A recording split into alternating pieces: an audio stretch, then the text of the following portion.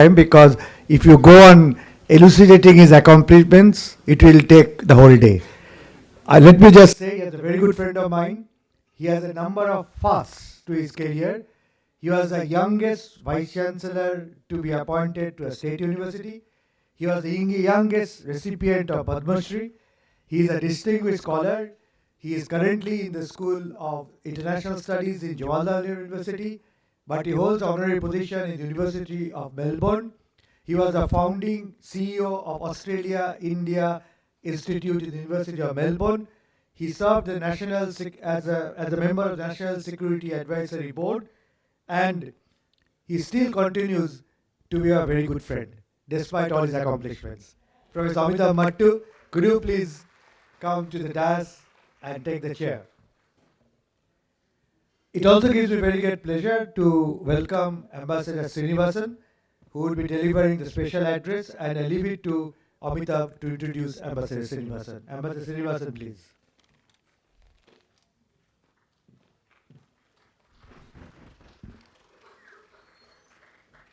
Good morning, ladies and gentlemen, especially all the students of this great new university. First of all, my deep gratitude to Professor Suranjan Das for his kind words, but for also inviting me to this very important seminar on Brics. As I said, there is a Raisina dialogue happening in Delhi, but this is the real conversation. And I would suggest, Suranjan Da, in all humility, that you can perhaps think in terms of a larger dialogue called perhaps the Sundarbans dialogue, which is reflective of a world order beyond the anthropocentric. Sundarbans is the largest mangrove forest in the world. It's a confluence of several rivers, including the Ganges, the Brahmaputra, the Meghna. So perhaps you and the Honorable Chancellor can consider having an annual dialogue which is about alternatives, ideas, because Bengal has been a symbol about many, many renaissance in the past, a renaissance of our civilizational strengths, a renaissance of our historical sense. So it's important that Bengal now show the way for in terms of our engagement with the world, an engagement which looks for alternatives, which looks for narratives beyond the dominant narratives. I also want to place on record and recognize my gratitude, of course, to the Honorable Chancellor, Professor Ray, and to the associated organizations which have co-sponsored you, including the Netaji Institute for Asian Studies, the H.B. Ghosh Research Center, and of course Adamas University itself. I want to place on record the presence of our Honorable Vice Chancellor, Professor Shanti Sri Pandit, Ambassador Rajiv Bhatia, my dear friend and colleague, Professor Varun Sani, Professor Shibashish Chatterjee, and all the others, and Professor Sriram Cholia, who one now watches on television regularly to get to know the latest that's happening on Raisina Hill at the moment. It is indeed an honor to chair this session, especially to chair the session where the main speaker is someone as distinguished as Ambassador Krishnan Srinivasan, who has been former Foreign Secretary, former Deputy Secretary General of the Commonwealth, and a fact which he had kept well hidden was that he was a member of the High Table of the Christchurch College, Oxford. But Ambassador Srinivasan is known for his vision. I think he's the only Foreign Secretary who is settled in the East rather than given and stayed away from the glamour of the Raisenas of the world. But thank you so much for your presence here, and we look forward to hearing you. Dear students, this is a puzzle for me, which is often, which Professor Sani and others can perhaps reflect upon in terms of the genealogy. How does a word or an acronym coined by an economist or the head of the asset management team of Goldman Sachs at the center of Wall Street and financial capitalism, when he wrote a paper for Goldman Sachs, Jim O'Neill, who's now, I think, Lord Neil of Gatley or someplace, uh, become a symbol, a word coined in the financial district of Wall Street, become a symbol for those of the search for alternatives. Or today, if this seminar is great evidence, a symbol of actually the biggest challenge to the Western-dominated world order. As you know, the Goldman Sachs economist John O'Neill wrote a paper called Bric, saying the next economic future rise in Brazil, Russia, India, and China. Of course, later on South Africa joined the gang, and now it's a 10-member organization, or at least visualized as a 10-member organization. And Ambassador Bhatia pointed out that Saudi Arabia is still doing a come see come sa, and Argentina, Professor Sani will tell us, has actually said no. And one would like to know the reasons why Argentina, a country like Argentina, should say no. But today, Brics represents, one, intellectually for me, and should for everyone working on international relations, really a search for alternatives. It's not easy to capsule it in terms of as the voice of the South, because I'm not even sure what the South represents. But in terms of content, in terms of challenges, in terms of even subversion, there are ideas flowing out from the third pillar of Brics, civil society, which are fascinating. Some of the most interesting, exciting work in the field of international relations comes from these, comes from universities located within which were the original Brics, but also other countries which have now become part of Brics.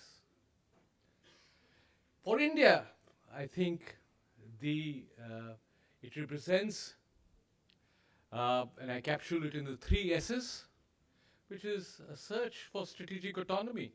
That just because we are close to the West and we have engaged with the West, and because we hold such great promise, doesn't mean we'll become junior partners of some Western-dominated alliance.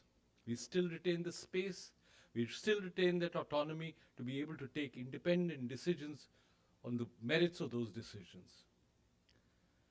It also represents India's quest for becoming the voice for a larger body, which, as I said, is still, I think, undefinable into which is a collective is called the South. And finally, it's civilizationally, and this is becoming much more obvious in the rest of India, that it is a symbol of a Swabhiman, identity, pride, voice. So these 3 S's, I think, I would place before Ambassador Srinivasan and the rest of the sessions that follow, is perhaps the Indian way of trying to define its role in international relations for the future. But I'll now request Ambassador Srinivasan to give his keynote address, and thereafter, if there's time, we shall invite a further discussion. Ambassador Srinivasan.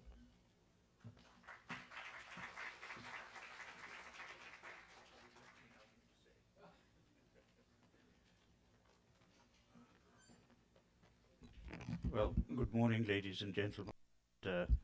Hello to the students. Thanks firstly to Professor Suranjan Das for inviting me to this seminar. I'm very grateful to you, Professor Das, and congratulations for having put it together. I think I have to begin with a couple of apologies for those who perhaps have followed this program from its inception and its many twists and turns. You'll probably know that I'm a kind of 12th man or reserve, because I'm speaking in place of my very, very good friend, the eminent diplomat, Mr. P.S. Raghavan. And I don't in any manner think I can replicate what he would have said, because he is not only the head of the National Security Advisory Board, but he's also very privy to government thinking, apart from being a wonderful speaker. He couldn't come because of a family emergency. My My second apology really is that I'm afraid, having been sort of roped in at the 11th hour, I haven't had any chance to consult with the other speakers. And so you'll probably find that there's a great deal of duplication between what I say and what has been said already so well by my friend Ambassador Rajiv Bhatia and by Professor Mattu and the various presentations that are going to follow as well. But yes, as people have said, Brics was created originally as an alternative to the United States-led international order with the aim of a counterbalance to Western institutions and global hegemony by the Euro-Atlantic group. The addition of more countries, which has been spelt out by Mr. Bhatia, reflects this position, and it shows the emergence of a multipolar world where one country or bloc should not dominate.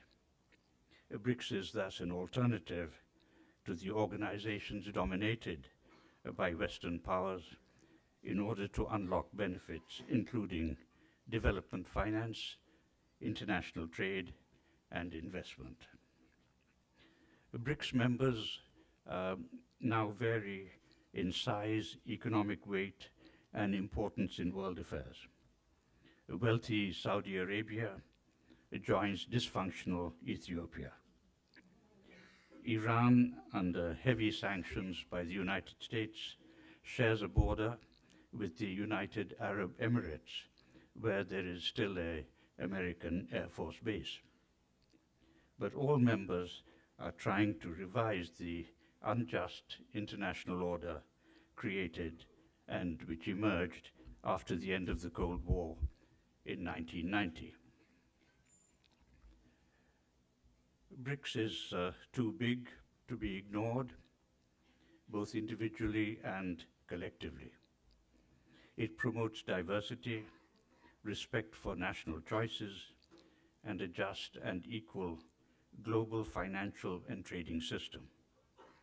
It offers consensus-based, equal, mutually beneficial, and non-politicized cooperation without domination, confrontation, double standards, illegal unilateral sanctions, or weaponization of finance.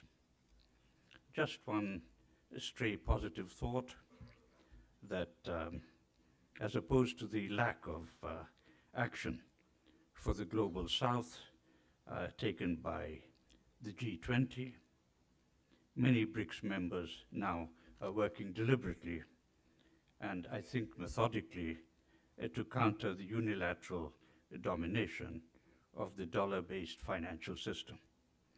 And the chairman of Brics, as you probably know, took Israel's genocidal action against the Palestinians to the International Court of Justice. Brics has an informal character. There is no charter, no secretariat, no budget to finance its activities. The chairperson convenes meetings of senior officials, and there were 150 such meetings during India's chairmanship in 2021. Russia plans to hold more than 200 meetings this year under its chairmanship, covering many fields of human activity.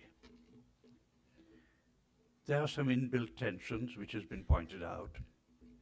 It is not clear how far Brics' common interests will act as a counterweight to the Western-led world. Adversaries of the West certainly exist within the group. They would include Russia, China, and Iran. But so do Western friends and economic partners like India, South Africa, Egypt, the Emirates, and Saudi Arabia. Some Brics nations have economic interests more or less evenly divided between the Western and Eastern camps. As such, some compromise will evidently be necessary, for this expanding group to move forward. The United States National Security Advisor, a gentleman called Jake Sullivan, has played down the BRICS, which isn't surprising, of course. But he said that given the divergence of views on critical issues, he did not see it as, quote, evolving into some kind of geopolitical rival to the United States or anybody else. To my mind, to counter such skepticism, BRICS should offer itself as an alternative direction of development without decoupling the West from the rest, but competing as equals. Much has been mentioned about the new applications for membership. According to Russia, as has been pointed out by Mr. Bhatia, 30 countries are interested in applying for membership, and 16 have reportedly formally applied already. But care must be taken, to my way of thinking, to avoid the fate of the non-aligned movement, which became unfocused and unwieldy.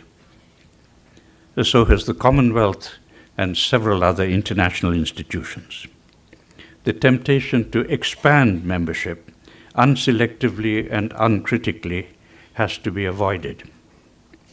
The Indian Foreign Minister appears to have endorsed this figure of 30 applications and has also said another expansion is likely to take place this year. I wonder really whether he's consulted the other 9 countries before making that statement. There are some credible reports, as has been mentioned already, that Saudi Arabia, though invited, has not formally joined and might be having second thoughts. Argentina, with a new far-right president in the Trump mold, has already placed its membership on hold. This shows that action to undermine BRICS is underway, and such attempts will increase the more unified and effective BRICS becomes. And the larger BRICS becomes, the more inchoate and vulnerable it will be.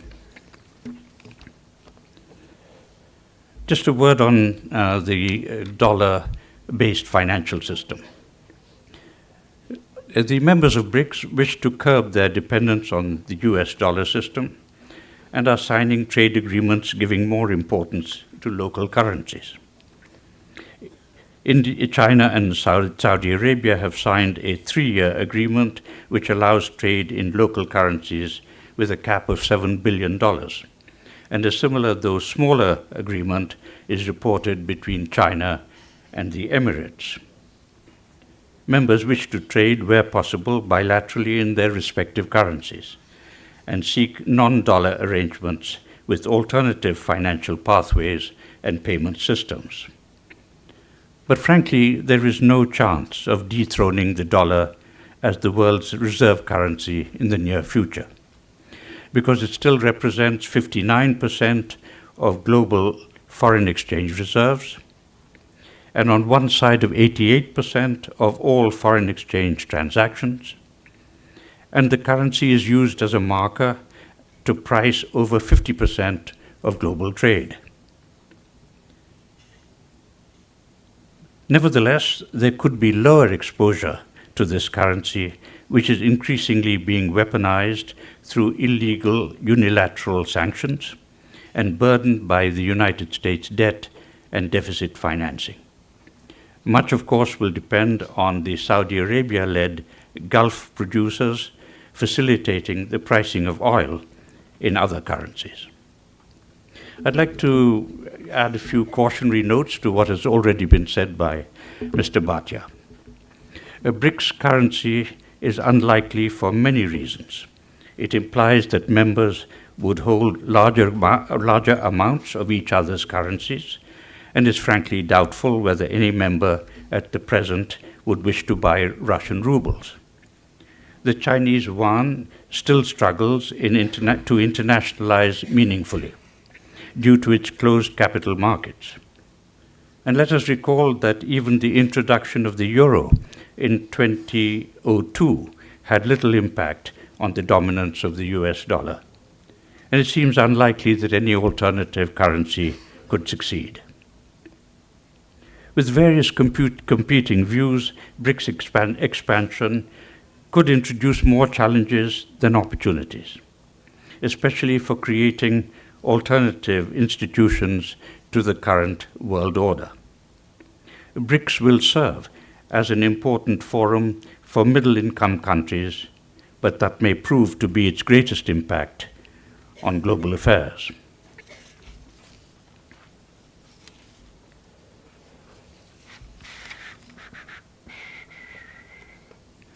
Iran's admission creates other liabilities, since it reinforces the group's anti-West reputation and saddles the bloc with yet another member facing unilateral US sanctions. Brazilian President Lula da Silva has focused on the bloc's economic nature, emphasizing its importance in securing greater financing for developing countries, achieving fairer global trade, and building more South-driven economic growth. On the other hand, China's aim is to reform global governance and expand political and security cooperation among members. South Africa was the most economically insignificant member of the original club, and the expansion of BRICS may diminish South Africa's significance further. BRICS is an important forum for Moscow to demonstrate that it is not internationally isolated, which is underlined by the fact that 85% of the world's population live in countries that have not imposed any sanctions on Russia. Closer ties between China and Russia, as well as India's proximity to the United States, might lead to dissonance, which needs to be carefully managed on the basis of a balance of interests. Close India-America ties have led to questions whether India will now be a reluctant member of BRICS. Perhaps the more BRICS endeavors to remodel the US-dominated financial and trade architecture, the greater may become India's reservations. But leaving BRICS for New Delhi at present is not an option to be exercised or considered. My conclusion is that BRICS should not reduce itself to a platform that merely mirrors the conflict between Washington and Beijing. Nor should it resemble an echo chamber of the Sino-Russian axis. India is in a good position to prevent this happening. Given its strategic aspirations, goodwill in Washington, and legacy ties with Russia, South Africa and Brazil, India has the potential to be the stabilizing factor that might make the future of BRICS brighter than its past. I hope I've given enough time for Professor Mattu to add his comments, because I think that that is something we would all greatly welcome. Thank you very much.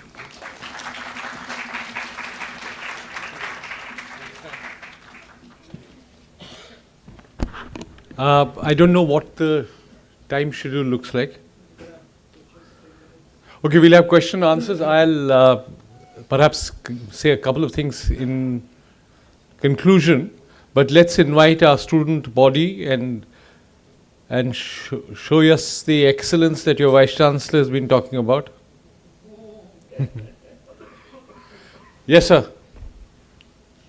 Please introduce yourself. I'm Rajesh Gora from MBA first year. My question is, given the current realities of the Sino-Indian tension and the Ukraine war, what are the responsibilities of BRICS, and what is its work in future? Okay. What I'll do, Ambassador Srinivasan, with your permission, is take a few questions and then you respond and then I can conclude. Yeah, thank you.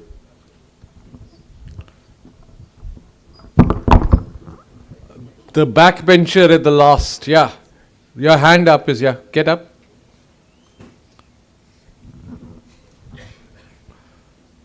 Introduce yourself, please.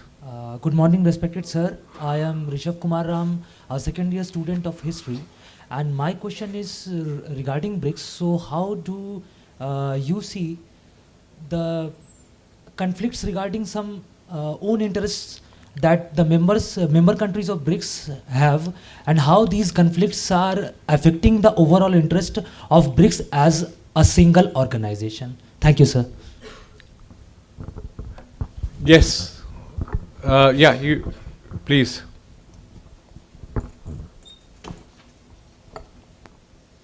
I am Ena Biswas from Political Science Department. I'm a PG student.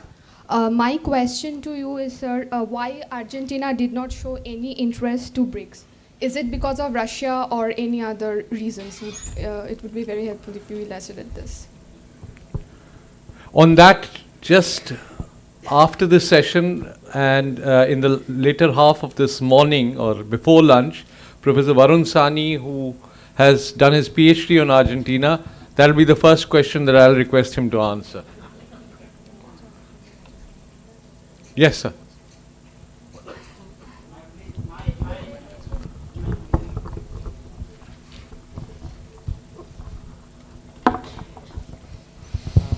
A very good afternoon, sir. I'm Doipan Chandradev from the IR department of Adamus.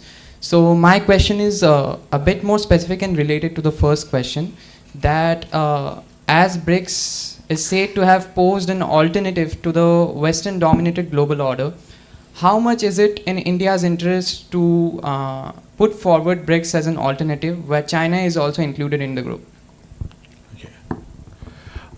One final question. Yes.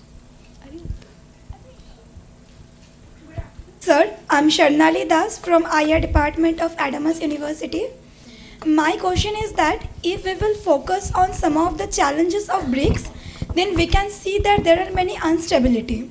The first one is when it comes to geographical location, the member countries of the BRICS are quite far away from each other, and also in economic aspect, the global GDP of different countries of the BRICS are different from each other. And also when it comes to the relation, Sino-India relation, we all know that it is unstable. Also in the last BRICS summit, Russia's Putin did not went to the summit, but he did a video conference due to the fear of getting arrested. So despite of many instabilities, how BRICS will overcome all these challenges and become an alternative in world scenario? Thank you, sir. I think the one question which seems to be uniting all the various sub-questions, as it were, are the contradictions. And that's the question that I'm going to pose to Ambassador Srinivasan as well, but also as part of my concluding remarks, are the contradictions within BRICS or the enlarged BRICS greater in terms of fundamentals than the contradiction between each one of these countries versus the West. And if you look at India's perspective and India's concerns, one, of course, is the idea of normative concerns about wanting alternatives, speaking for the marginal, subaltern, peripheral. But the principal contradiction in terms of our neighborhood, in terms of questioning domination, is with China. So can you, is it going back to the Nehruvian approach of believing in a kind of Asian solidarity coming out of shared 150 years of Western humiliation, leading to a humiliation actually on the border with China?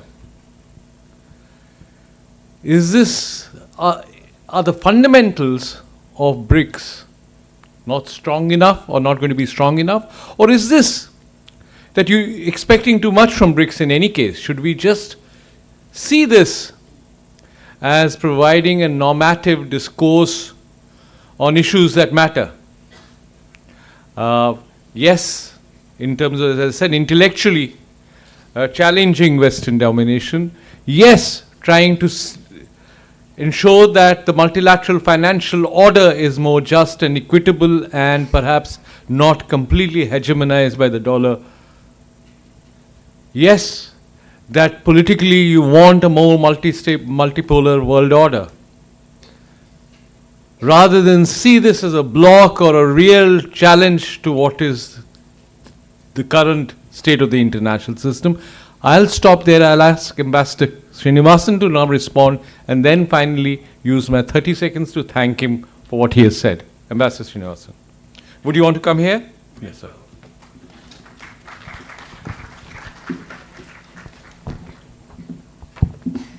I think the marvelous thing about being in the same session as Professor Matu is that I don't actually have to answer any of these questions because he's done it all himself. But, I think that trying to take some of the questions that you've posed, the gentleman at the back, about Ukraine and Gaza, this is something that surely is vexatious for all international multilateral organizations. All of them have the same problems. G20 had the problem.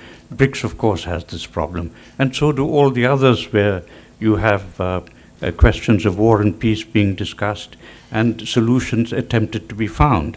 Frankly, there are no solutions at the moment to the Ukraine conflict, which you specifically mentioned, because neither the Ukrainians nor the Russians, nor certainly the Western support, NATO and others for Ukraine, have provided any grounds for belief that there is a solution possible. So for the time being, at least, I think the world has to just recognize that the war is going to continue in whatever form, attritional, aggressional, I don't know, but it's going to continue in some other form till later. And perhaps with the change of, or the new presidential elections, the presidential elections in the United States that will produce a president for another 4 years, perhaps at that time you will have some idea of a solution emerging. I doubt whether any party to this conflict at the moment is either prepared or willing to consider a solution. The same, really, to some extent, goes for Gaza, where you have some kind of stalemate with the Israelis not really having an end plan, and the proposal of a two-state solution, to my mind anyway, being a non-starter. Now, coming to internal dissensions, which has been mentioned by more than one questioner, I think Professor Matu said everything that needs to be said on this. Every international organization, whether it is SARC or SCO or Brics, or why not, the United Nations itself, the Security Council itself, has a dissonance among its members. The attempt is to find some kind of consensus that brings them together. In Brics, you already have this consensus. This is why this was the rationale of Brics starting altogether. The rationale was that a group of outsiders to the then Western-dominated world order were getting together to not perhaps openly challenge it, but to find a way of asserting a different kind of world order based on the principles of the developing countries, the global south as it's now known, but as Professor Matu said, almost impossible to define. So I think that that rationale with the expansion of countries in Latin America, Africa, and the Middle East certainly continues. And whether all the countries that have applied or said to have applied, it's all very nebulous who has applied and who has not. If they all believe in this kind of principle, that they are outsiders to the present dominant system and they wish to express their own voice as an alternative, if that still exists among all the applicants, I think that's a very good thing, and I think that the expansion of Brics is to be welcomed. As I mentioned earlier, I think it is never possible for a multilateral organization to have complete unity on all subjects, and the best that can be contrived is general unity of purpose without getting into specific details. Now, I think there is a question on Argentina, and Professor Matu has very successfully kicked that into touch, so I don't have to say anything on that subject. I believe we have an expert here who will deal with that. But however, I think in my layman's viewpoint, I would say that Argentina's present attitude of declining to join this group is based very much on the fact that they recently had an election. The election brought into office a gentleman whose views on economics might be highly controversial, but he clearly has very definite ideas on international politics and where he stands. I would say that to a person from a far-off continent like us, we would say that he's probably a second Mr. Trump. And therefore, it's going to be Argentina first, and his propensity to look favorably on other international organizations is likely to be highly limited. I think as far as India is concerned, and I think the lady over there mentioned that where would India really sit in this, let us say, West alienated grouping. I think India, I'm sorry to use a hackneyed cliche, but I think India is in a very sweet spot. And I think it's one of those rare international occurrences where a country finds itself friendly with all, enemy of none, and a good interlocutor for different points of view, to bring together different points of view. And, well, you may place emphasis on our problems with China, but these are essentially bilateral problems. I don't see these problems with China in a kind of global context.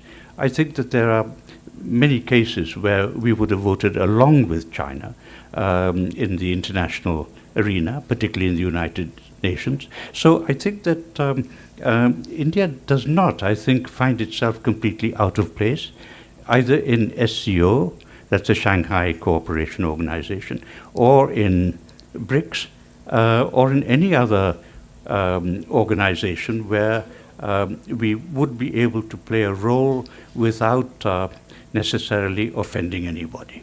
Now, I think that, as I mentioned or I hinted when I was speaking, that could change. It depends on the future of BRICS and the direction it will go. If the BRICS becomes openly hostile to the West, I think that would place India in an awkward situation, and we might have to rethink our membership. But I think that possibility has by no means arrived yet, and I doubt whether it will arrive in future as well. Thank you. Finally, it's my profound honor, and I use the word profound in every sense of the term, to chair the session by Ambassador Srinivasan, whose vision, whose clarity of thought, language and vision was really profound. And I might have been tempted to say that that has to do that you spent your second career, post-diplomatic career in Calcutta, but I resisted the temptation because I know Ambassador Rajiv Bhatia is going to follow me as chair, and he is equally profound in his vision and wisdom. Thank you very much. Thank you for giving me this opportunity.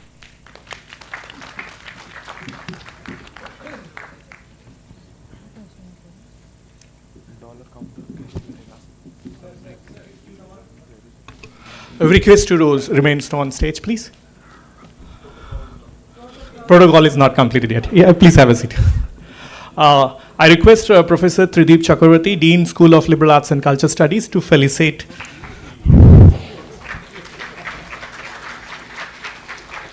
Mr. Krishnan Srinivasan, former Indian Foreign Secretary.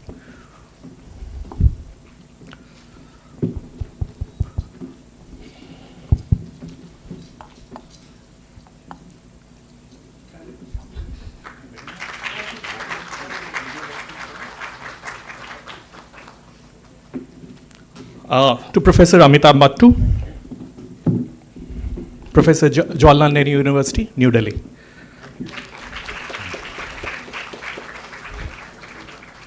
Thank you, sir. The protocol is completed now. Please.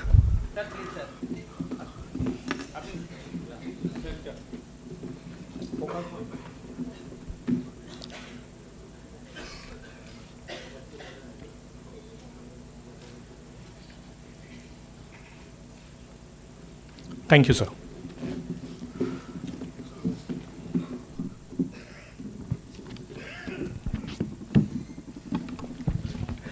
We now go to the next academic session, and it is indeed my personal privilege and pleasure to welcome amongst us, formally welcome amongst us, the next speaker, Professor Shantashri Pandit, who is the first woman Vice Chancellor of Jawaharlal Nehru University. She has been a very good friend of mine, another great friend, but I had known her before she became the Vice Chancellor as a distinguished political scientist and an expert in international relations. I still remember her path-breaking work on Parliament and Indian foreign policy in India, I hope the title is correct, which opened new gates for the researchers to understand the internal dynamics of Indian foreign policy. Subsequently, she has written on environmental governance, globalization, conflicts within South Asia, the implications of drug trafficking. But I'd like to refer to a recently edited book, Transformation of India's Foreign Policy, Shaping the Global Order as a Responsible Power. And I understand Professor Amitabh Mattu was one of the speakers when this... Oh, I thought it was already in the... Oh, 6, okay. So you will be one of the speakers during the book release. So, but what strikes me, despite our immense academic pressure, how can she continue to write regularly? It's amazing. And incidentally, she is perhaps she was the first participant in the seminar to send us a complete paper. Could we give her a big hand? Is the paper being distributed? Please distribute the paper. And we do look forward to a very interesting session. I once again express my gratitude to Ambassador Bhatia for kindly chairing the session. Ambassador Bhatia, please.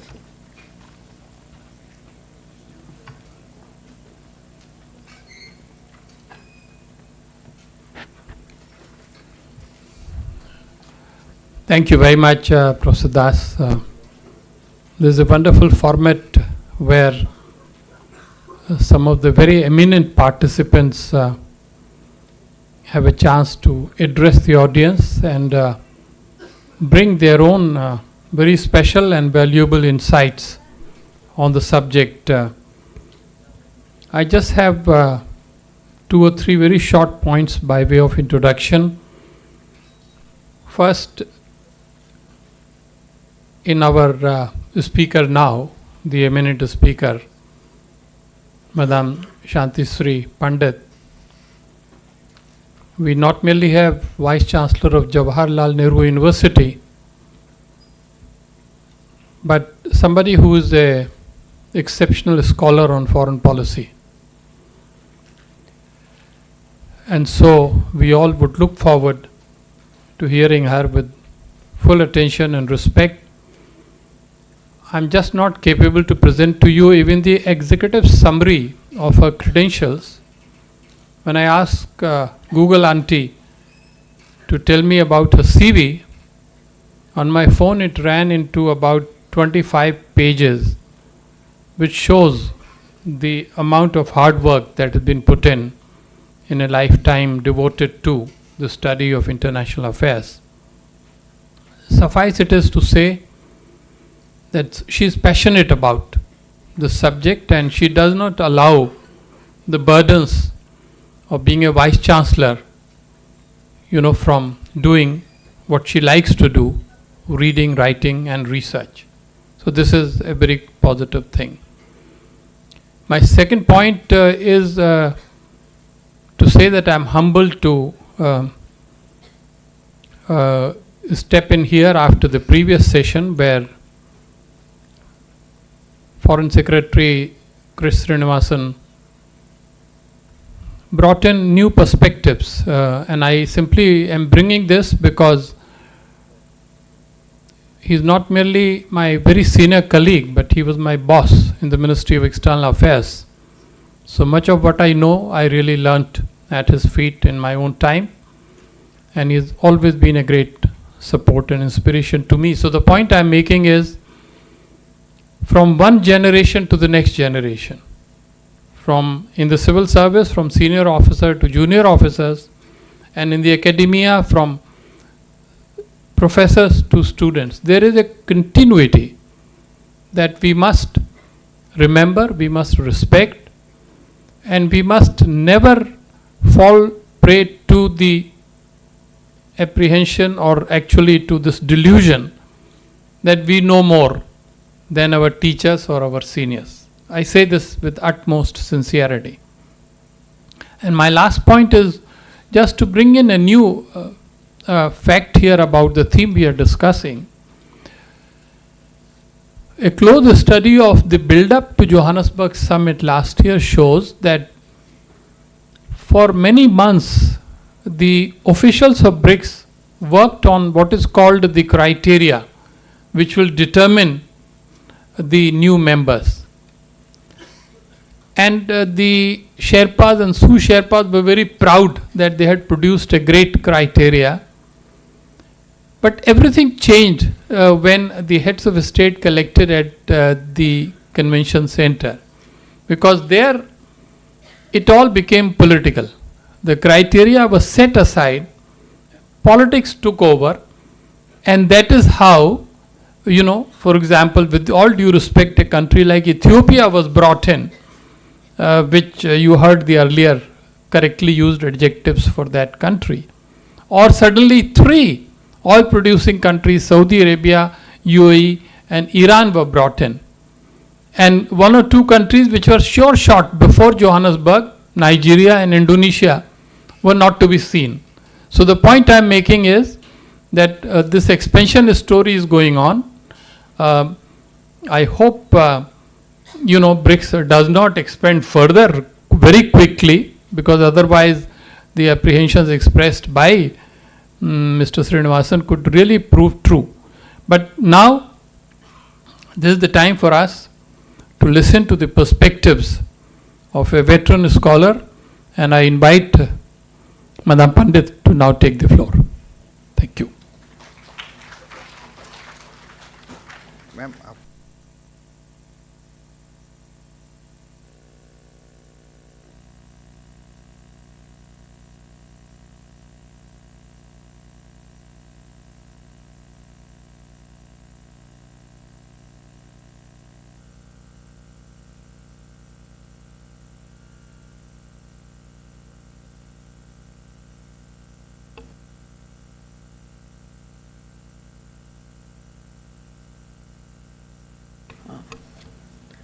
Respected chairperson. Oh, no, sir, please. Okay. Okay. It's not a PowerPoint. आप ही करो, मैं यहाँ. Right. Respected chairperson, Ambassador Rajiv Bhatia, and Professor Suranjan Das, thank you so much for inviting us to Admas University and to Kolkata. I think things have to move out of Delhi. I'm one of the persons who believes that intellectual activity is better outside Delhi than within Delhi. So this is like the political and the other. So I think if we want Brics to be an alternative, I think we also have to have intellectual thinking outside Delhi. And I congratulate you for this, sir, and I hope that you will take your Chancellor's suggestion very seriously. I'm also overwhelmed by the very kind remarks of the chairperson. I think it's generosity, and rather my job has been made easier as well as more challenging, because I've had previous speakers who did deal partly with this subject. So I would, in all justice not read through my paper because you have the paper in front of you. So the first is basically I'm trying to underscore the ideas that have, some of the ideas that have been said, but some other ideas what has come to my mind is the question is, are we looking at the post, Cold War or the post multipolar world, or what are we trying to do here? Is it this going to be just a China, Russia dominated grouping, or the fears of becoming an anti-West has come in? So I want to basically tell you that there are certain 6 C's under which I want to bring in the arguments that I have brought out in this paper. One is the issue of conflict. Bilateral conflicts, differences between states that have already been brought out. One, between India and China, between Iran and the other Arab states and Saudi Arabia. They're both rivals in West Asia. And also you have Iran, UAE. Then you also have certain countries that are part of the American groupings bilaterally, including India. Second is contesting. Is there a contestation really taking place? Have we shackled the Bretton Woods system or the post-Bretton Woods system? I would say not yet, because we are still in what I would call an infantile paralysis. Are we going to go beyond this infantile paralysis? My paper has given you all the details of, yes, on paper we look quite strong because we have 30% of the global economic output, 46% of the global population, 40% of the global oil production. So you have Russia, Iran, and Saudi Arabia and UAE. So is it something that is going to be even an alternative to the OPEC? Or is this a grouping that Russia wants, as rightly said by the Foreign Secretary, to make itself saying that it's still relevant in the post-Soviet order, or what we call it?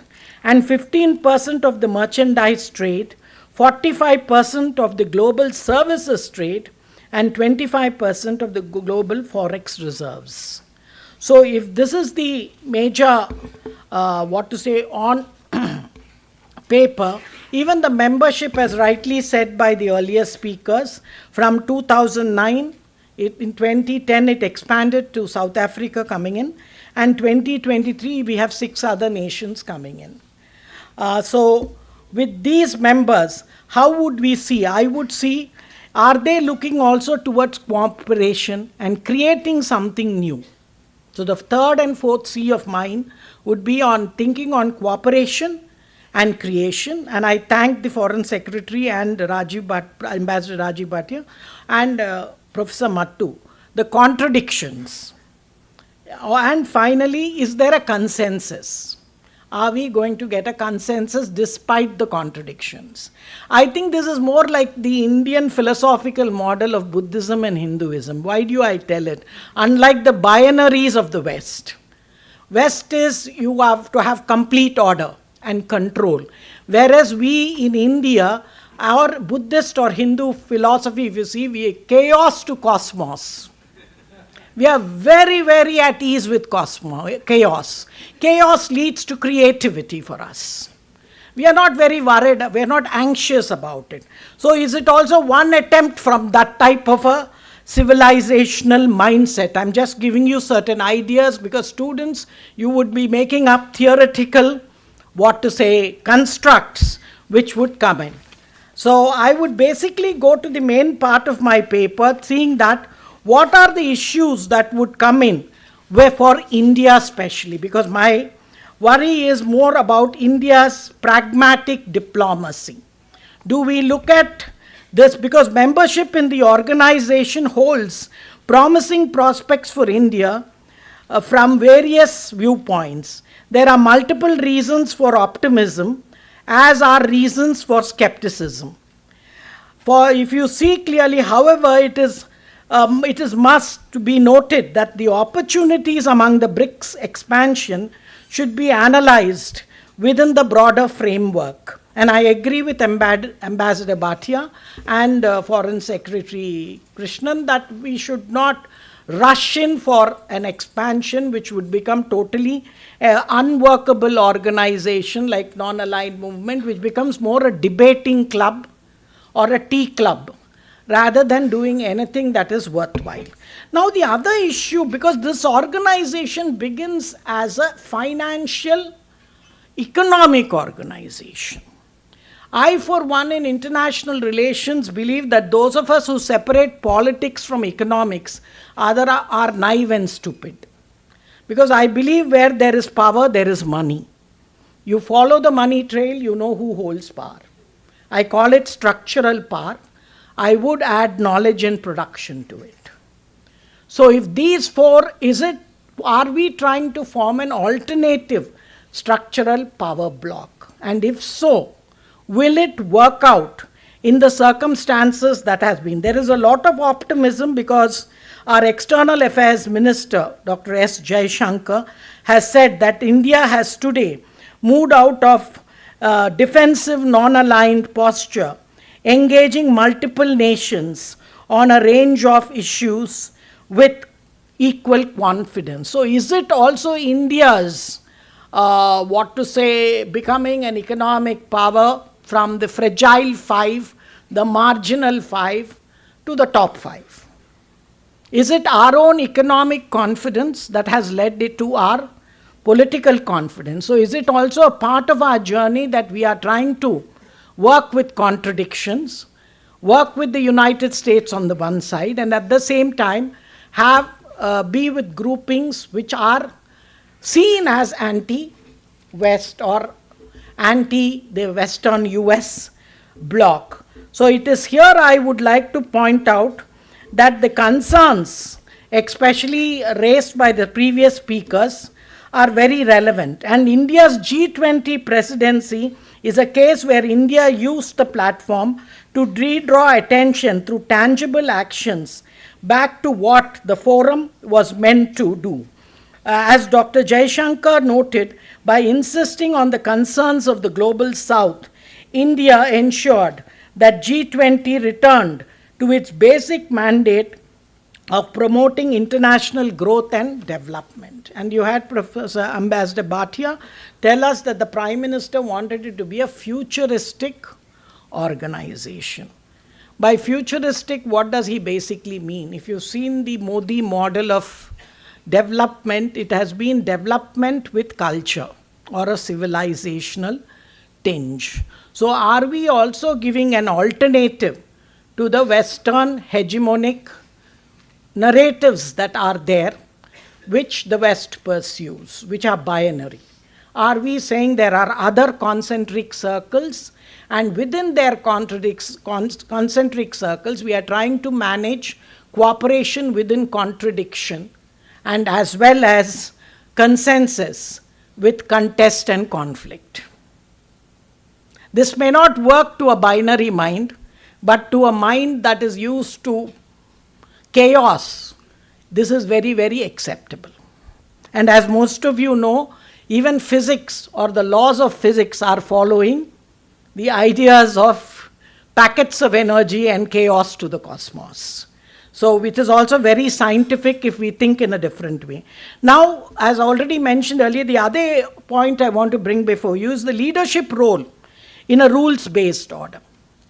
Does India, on one side we are with Quad, in the arc of democracy, and whereas the Brics present grouping is anything that has many democracies.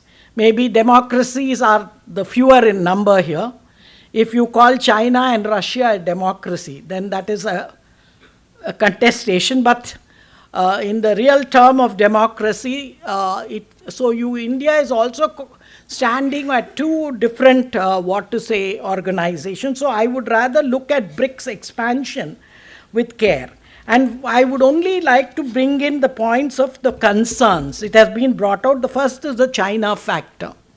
How is India going to hedge or work with China? Though you have the External Affairs Minister recently when questioned on Maldives and China's presence in Maldives, said, fine, let them be there. We will do what we want to do and let them do what they want to do.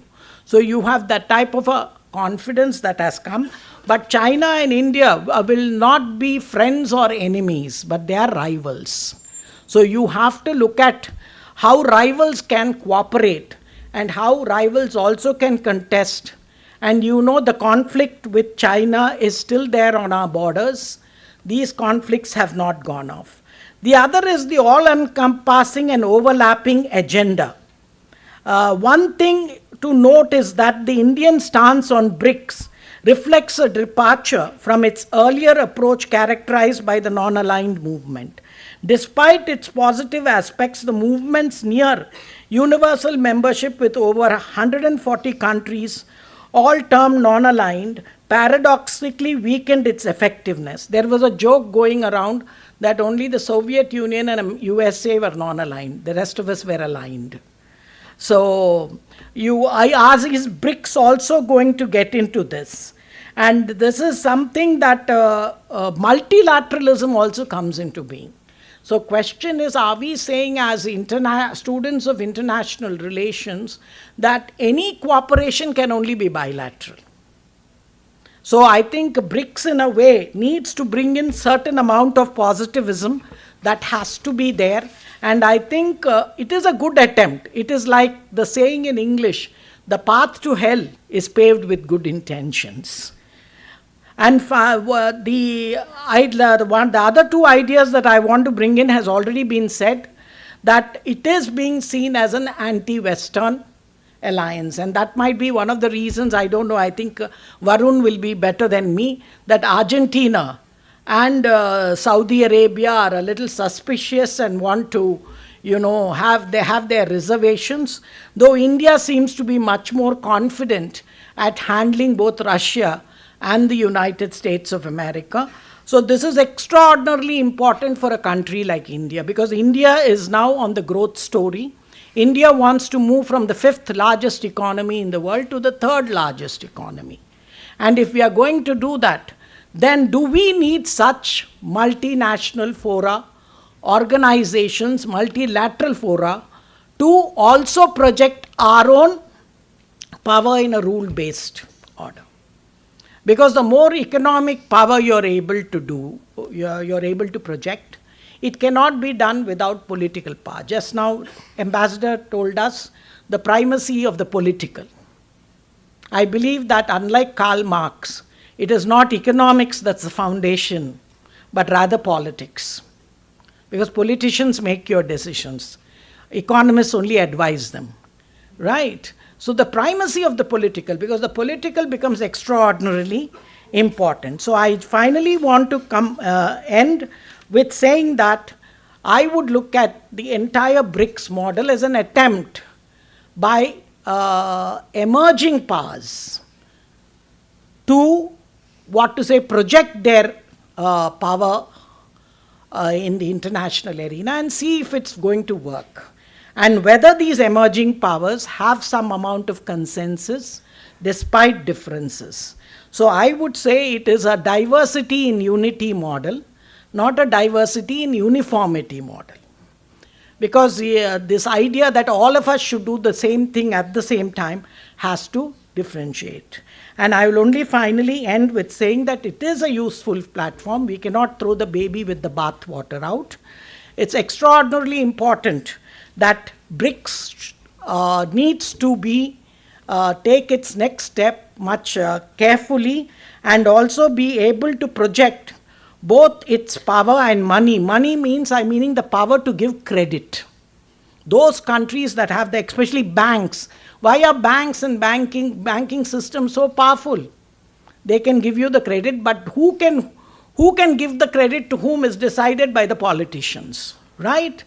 And knowledge and production. These are 4 things. If they unite with the BRICS, maybe we can become something like an ASEAN or any other body, but we should not fail like the United Nations. So thank you very much. Thank you for this opportunity. I thank once again Mass University and Professor Suranjan Das for giving me this opportunity.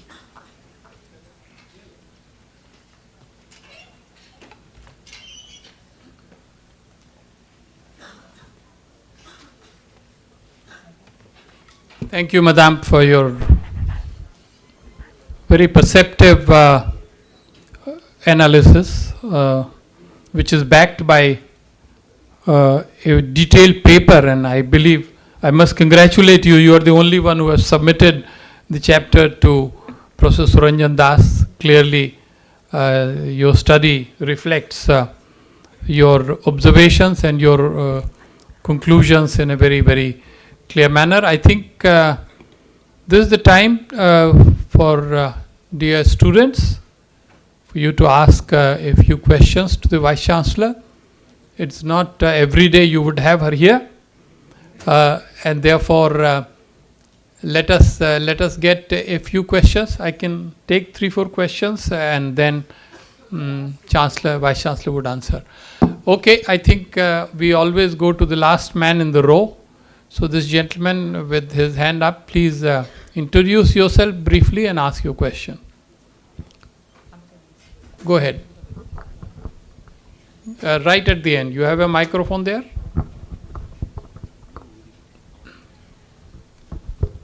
नहीं, पहले आप पीछे दे दीजिए, उसके बाद आपको दे देंगे. Thank you. So good afternoon everyone. रुक जाइए, नहीं, आप बैठ जाइए, अभी बैठ जाइए, मैं पीछे उनको दे रहा हूँ. आपका नंबर आएगा, बैठ जाइए. बोलिए, जल्दी से बोलिए. Good morning, respected sir. I am Rishabh Kumar Ram, a second year student of history, and my question is regarding the extended membership of the Brics as an organization. So it's not a hidden fact that recently 4 new members have been added to the Brics, that is Ethiopia, Egypt, Iran and the United States. We know that the membership of the Brics is being extended not only to increase its say in the global economy, but also we can say that it's not a hidden fact that adding of some new members is also an act to decrease the role of some influential members within the Brics.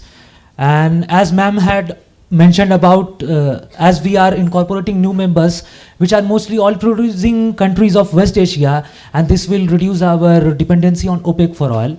So I would like to ask, what is your view, whether incorporating of new members is a good move in order to make Brics reach to a new height, or it will be creating a new trouble, a new feud among the new emerging members of the Brics as an organization. Thank you very sir. much. Thank you. Yes, you go ahead in the blue jacket.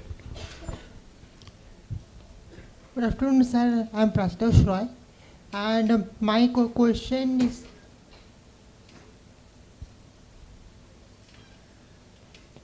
I am Prasthos Roy, and my question is that Brics is the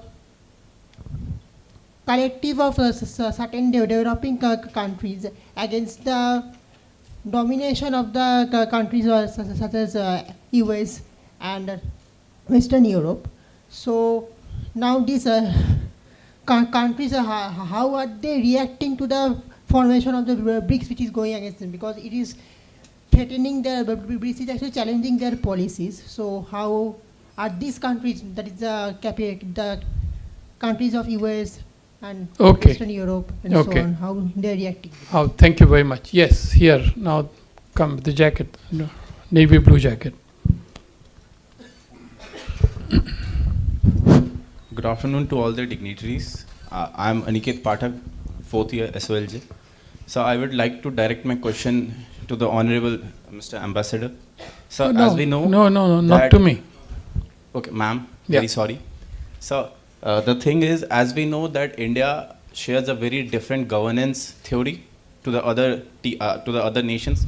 For like democratic, India is the sole country which follows the democratic, whereas Brazil and South Africa, they are semi-democratic.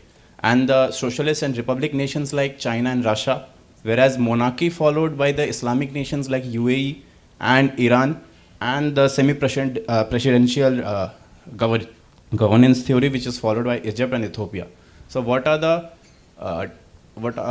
disparities, or what are the difficulties will India follow when as a nation India will share the bench with these countries? Okay. And so the other questions I would like to add is that we all know that China is the huge threat of India right now in the current geopolitical scenario. And don't you think that we are somehow helping China through this break to become more stronger as a nation? Okay, sir. thank you very much. Just for the balance, if there's a question from a girl, I'll take it. All right. 4 questions and then Madam will speak. Good afternoon, esteemed dignitaries. I am Tisha Jajodia from Political Science and International Relations Department. So, as ma'am said that India is a part of Quad, and India is somewhat exhibiting an ambiguous stand when it declined the membership to NATO Plus also. On the other hand, India is a part of Brics and organizations like the SCO. So, what are the factors that drive India to join the ambiguous organizations? And on the other hand, what is the complex dynamic that shapes India's strategic positioning in the global arena? Okay, thank you very much. Madam, to you. Of course, how can I say no to you? Yeah, go ahead.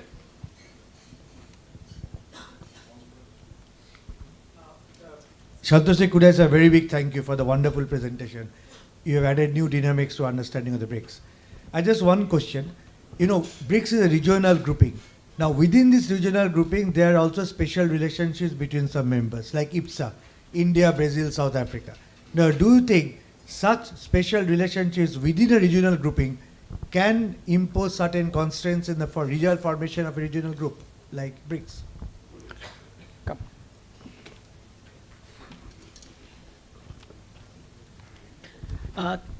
Thank you, Ambassador Bhatia, and thank you for all the questions.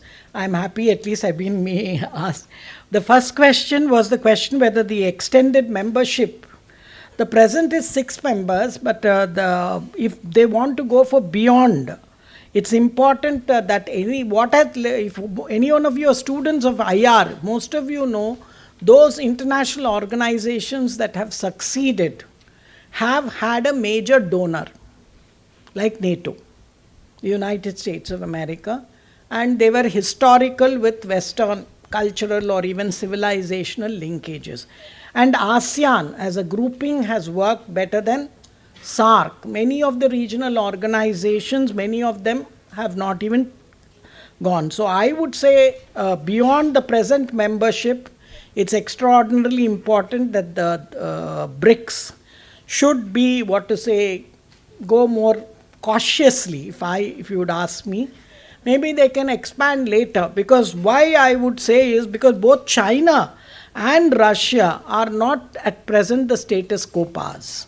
They are revolutionary. They want to change the status quo, what is led by a Western order. So this is something that is that would, to a large extent. I would also use the word that India is a swing state. I would not call India a middle power. I will call India a swing state. So the powers on every side want India. It's like a pendulum. Whichever side India joins, the pendulum gets a benefit. So you have both America and China and Russia, which have come together thanks to Ukraine and other issues in the international forum. And hence, I would say that it is all the more important for India to, though the newfound confidence is there, but at the same time, I think old caution should not be given away. The other is the question asked about Western domination, whether they will permit BRICS. I think already the Foreign Secretary has answered it. I don't think the United States of America is greatly worried, because they think that there are a lot of contradictions. They have been able to put doubts into Saudi Arabia as well as Argentina, and maybe India to a large extent, may not immediately, but because there is Iran, China and Russia, which are even China cannot become very anti-Western, because most of their economic power is because thanks to the Western investment there. I would say that. And governance, yes, I already mentioned that India is the only oasis of democracy within the BRICS, and hence the issue of norm-based becomes a major issue. But let us not forget, India-China conflict may be there. Most of you are forgetting that Russia was once a superpower, Soviet Union, and India-Russia relations have been very stable, and Russia is seen as a more reliable friend than the United States of America. United States of America for India has been unreliable, very temperamental. Even in the latest elections in Pakistan, they say there was no rigging.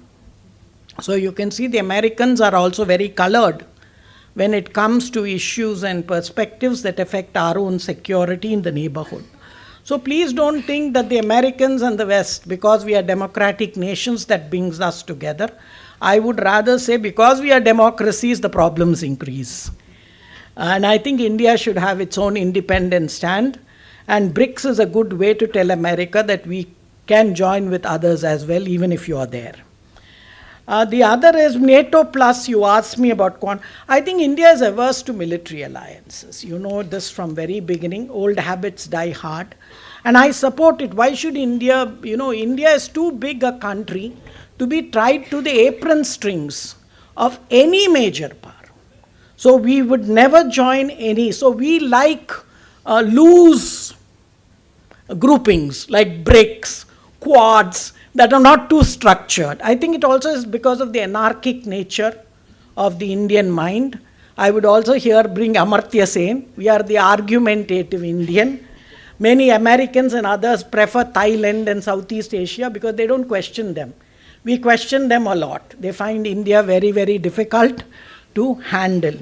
So that I would say strategic positioning of India, what it is doing at present, is one of the best, that we are not getting close to any of the blocks.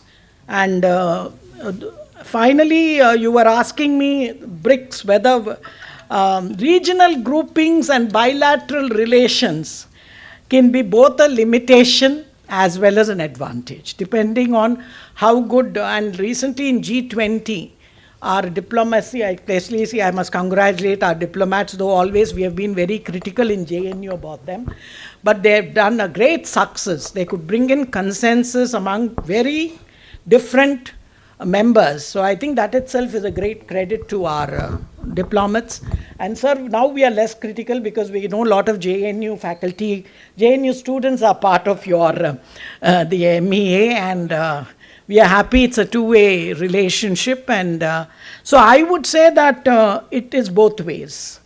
It does limit in many things, and in certain ways it does also help, but it depends on how the flexible diplomatic, or what we call hedging, the Indian diplomats are able to do it in the long run. I thank you all once again. I thank you, Ambassador Rajiv Bhatia, for giving me this opportunity.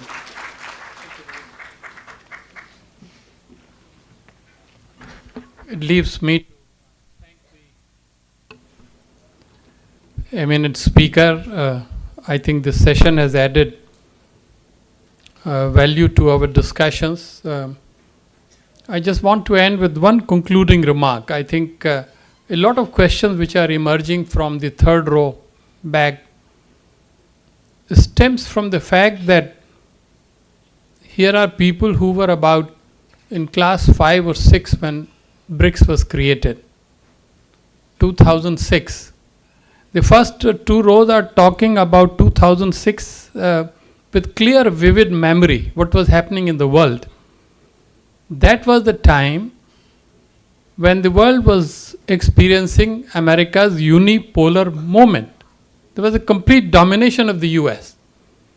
And so India, China, Russia and two others got together to create an alternative pole to present a perspective which was very different from the Western perspective of dominating the world.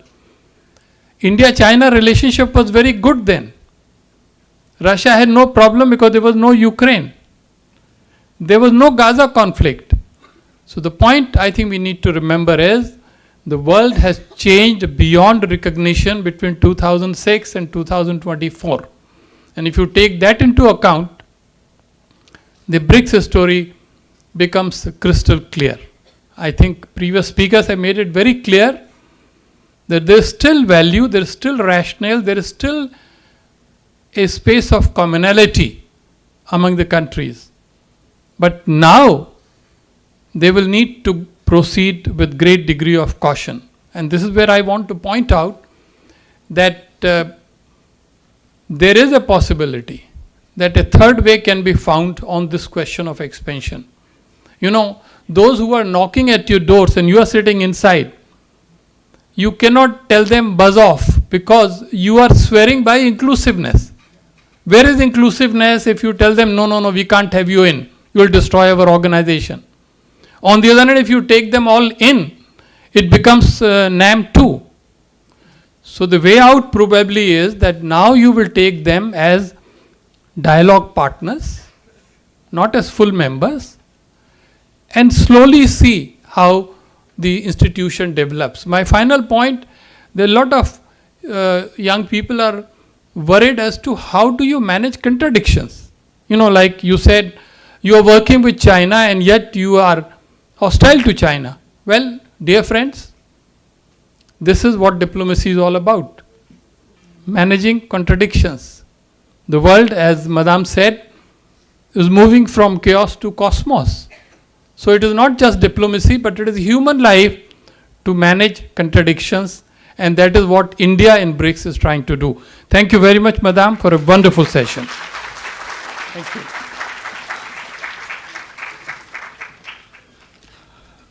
Thank you so much. The last protocol needs to be completed now. I request Professor Sushant Mandal, Dean Academics, Adams University, to felicitate Honorable Vice Chancellor, JNU, Professor Santishri Pandit.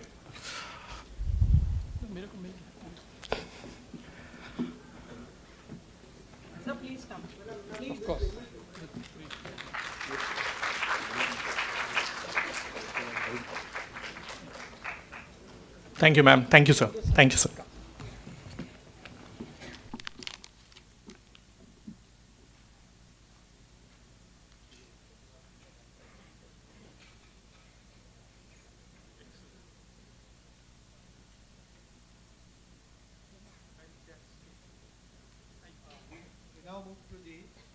We now move to the next session, which will be the last pre-lunch session.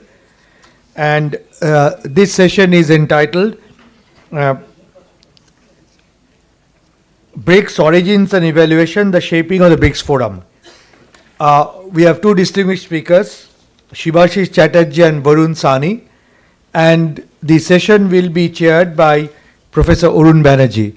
Could I please request Professor Arun Banerjee, Varun and Shibashish to please come out to the dais.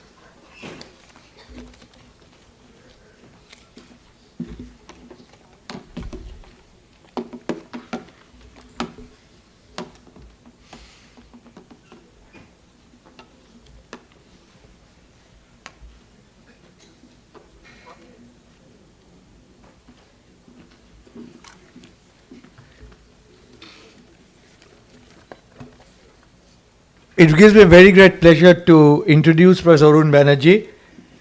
Professor Arun Banerjee has been a legendary teacher and researcher in international relations who has served two premier institutions of Calcutta, Presidency College, where I was a student, and Jadavpur University. And he has produced a generation of students who are trying to carry forward and enrich the knowledge in international relations and world politics that he had instilled in them. Professor Banerjee's expertise in international relations is quite well known, but I would like to highlight three of his publications. First, India and Britain, 1947-78. Second, the Gulf War and the energy crisis in India. And third, Arms Race, Disarmament and Security, Some Perspectives, which have provided us new entry points in enriching their discourse in international relations. I'm also very happy to introduce my very good friend and former colleague in Jadavpur University, Professor Shibashish Chatterjee, who is a front-ranking scholar in political theory and international relations. His first book, Nuclear Proliferation and the Problem of Threshold States, I think it was published in 1999, wasn't it, Shibashish? that was a landmark publication in the realm of nuclear non-proliferation studies, and since then he has published a number of articles on various facets of international relations, but his last book, I think, has taken his scholastic acumen to new heights, and this book is called The India's Spatial Imaginations of South Asia. Shivaji, we are very, very happy to welcome you amongst us. It is also indeed a very great pleasure to introduce my another friend of mine, Professor Varun Sani. He is currently a professor in international politics at Jawaharlal Nehru University. He was the 10th Vice Chancellor of the University of Jammu and 8th Vice Chancellor of Goa University. He has been a visiting fellow in major international centers of higher education, and his Oxford DPhil thesis on the political role of the Argentine Navy is widely considered as a significant contribution to Latin American studies. He has worked a lot on Asian security architecture, nuclear deterrence, political violence, terrorism, border management, Indian security policy, river waters and technology. What is more important, apart from being the honorary colonel in National Cadet Corps, he is also a qualified open water diver. Thank you, Varun, for being with us today. Well, I had also the opportunity of being the honorary colonel. I don't know what advantages it gives. Does it give any advantage? You can wear your uniform. Anyway, thank you, Varun, for once again being with us. Could I now request Professor Banerjee to kindly preside over the session? Professor Banerjee, please.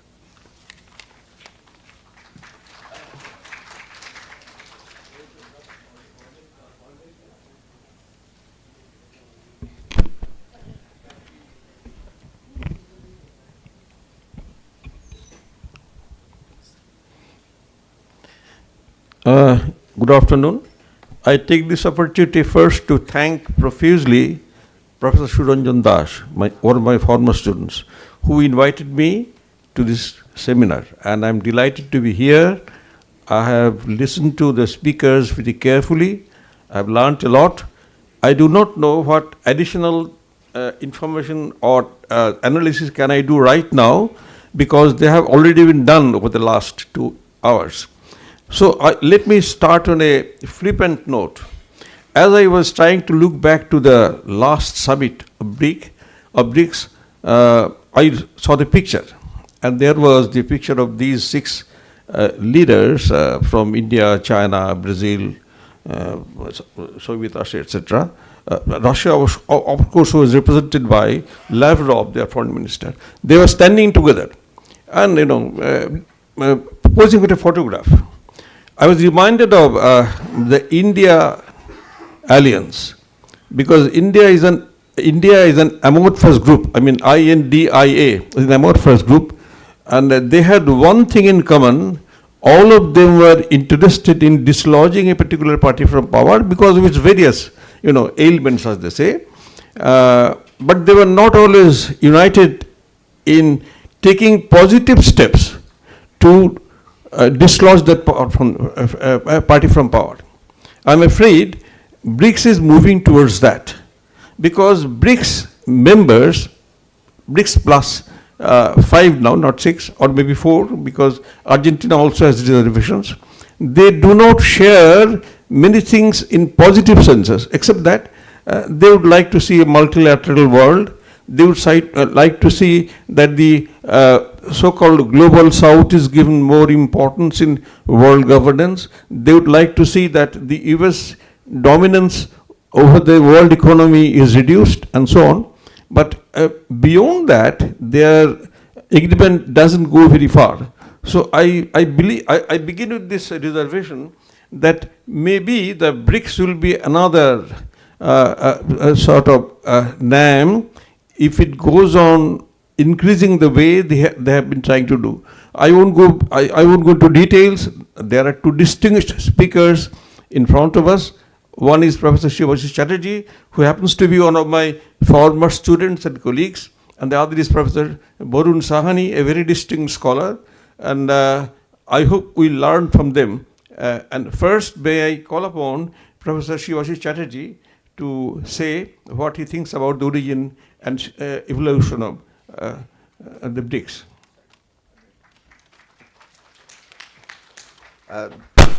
Thank you very much. Okay, I mean, let me at the outset say that I'm really grateful to Professor Suranjan Das for having me here. Okay, I mean, but having said that, the rest of it, in fact, would be absolutely something which I think, would be, going beyond the very framework of the session in which I'm going to speak, because I had no idea that my agenda, in fact, would be to speak on the origin and the development of the Brics Forum. Okay, I had no idea whatsoever. So in any way, the second point is even more important, which is that, we have already, I think, heard a lot about what the Brics in fact is, what the contradictions are, what the challenges are, what brings them together, what moves them apart. So what I decided, therefore, is to say on something which is very different, but it is related. So you'll have to, maybe, sir, 20 minutes that we have, okay, I mean, to speak. So you have to just, give me the luxury or the freedom to speak in these 20 minutes on something which I consider to be deeply related to what we are discussing, but it is not related to the Brics Forum, okay? And if Varun is speaking on, Brics Forum, he, I think, would obviously, cover the basis of how historically, the organization, in fact, have come into being, and how, in fact, it has evolved and where we are right now. So my point, therefore, is that I'm speaking very broadly on one theme, which is what is this crisis of the international, order in which we must place Brics, and that is what I'm going to really talk about. So my first thing, in fact, is that we have to understand something, and I address not only to my friends I mean, I'm very happy to see them after a long time, because I've not met them for a long time. But, I don't wish to sort of make it a presentation which, in fact, as Althusser, in fact, made that distinction between external validation and internal validation. If we were physicists, we would not consider about reaching out to outsiders. Mathematicians don't bother about reaching out to outsiders. We have to, because external validation is significant to the way in which what we say. So our narratives are all generalized narratives, right? Okay, I mean, so because we don't usually deal with numbers, and numbers are difficult to understand by people who are not trained into it. So my point, therefore, is this, that because we do not need, internal validation, I kept in mind that students, in fact, would be sitting in front. And I thought that this is something which is going to be significant and important for them. Not to somebody like Professor, Mattu, not to somebody like Professor Sahni, not to somebody like Professor Pandit, who in fact had been in the game for a very long period of time. So my point is this, that the first thing that we need to note is this, that a crisis of the order is not a crisis in the order. So that distinction is absolutely critical and vital. A crisis of the order is a crisis of the constitutive principles of the order. A crisis in the order, on the other hand, is essentially a crisis that would happen when some of the tectonic shifts, in fact, would be of such a nature that the parameters, in fact, become difficult, in fact, to maintain. So these are not, therefore, the same thing. And my submission is this, that there is no crisis of the order. There is a crisis in the order. Okay, so this is the first thing that I think we have to be very careful about. The second thing, in fact, which is related to the first, is that we also need to emphasize a second distinction, which is also equally significant, which is that there is a distinction between the deep commitments of the constitutive principles of the order on one hand, and the valuational commitments of the other, which in fact are the epistemic commitments of the other, of the order on the other. The deep commitments are by and large three. One is that it is a decentralized order because it is an anarchical order. The second, in fact, is that the second commitment is that it is a state-based order, and there is a general sort of, consensus that political organizations, in fact, are all now monopolized by the imagination of the nation state.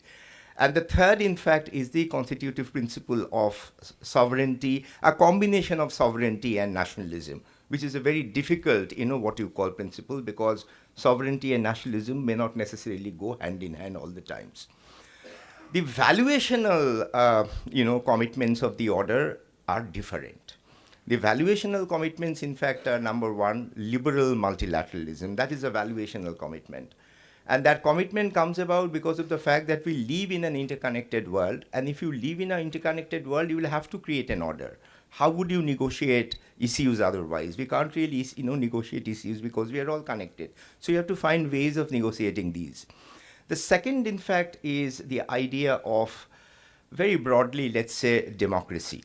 And I would emphasize this point that democracy, in fact, is not a deep commitment of the order, but it is a valuational commitment of the order.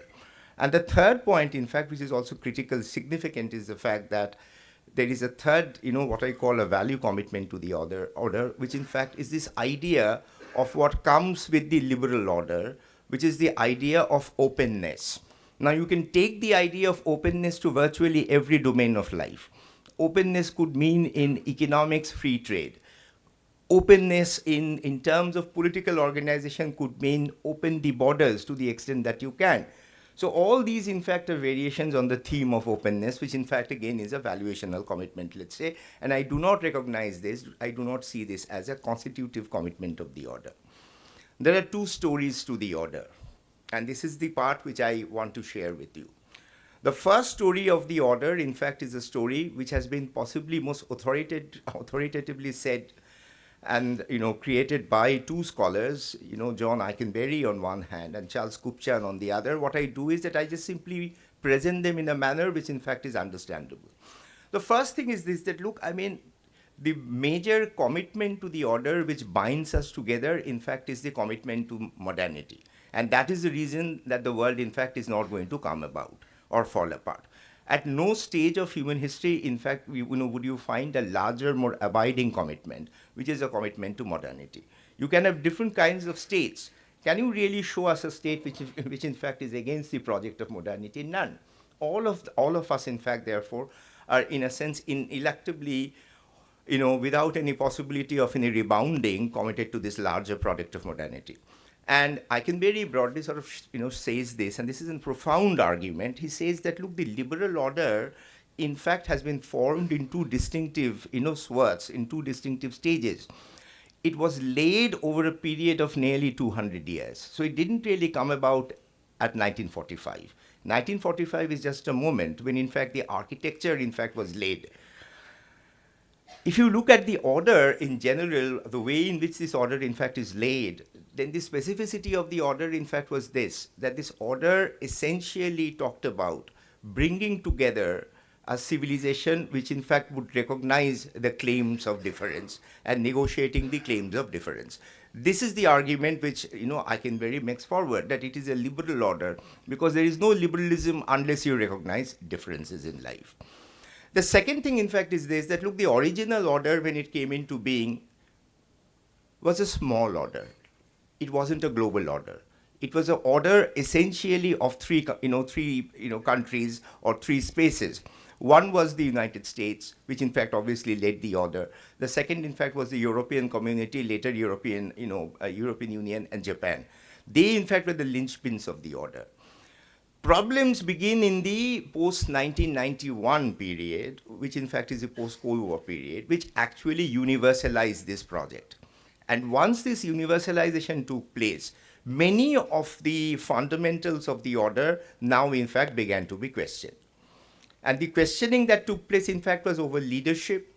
The questioning, it was on the question of inclusiveness. The questioning, in fact, was over all the values that, in fact, were essentially, let's say, absolutely fundamental to the order.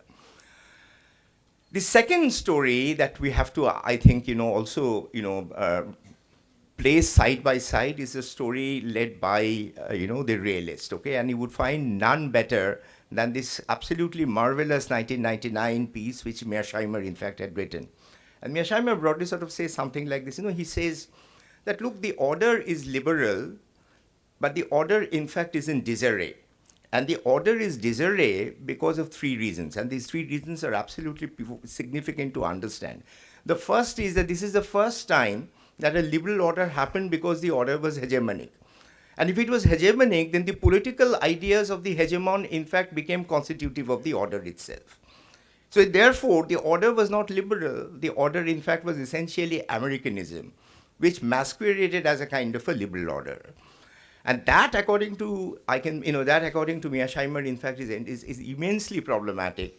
And it should not, therefore, be a surprise that that order, in fact, is coming off right now. And it is coming off because of the fact that there are other countries, in fact, who just do not fit into that model. Not only is that, but the significant thing is that there is this clear contradiction between commitment to multilateral institutions on one hand and commitment to the priority of national interest on the other. Not every state, in fact, is ready to give in to the claims of multilateral interests. Not every state, in fact, is ready to trade, let's say, national interests for multilateral institutions.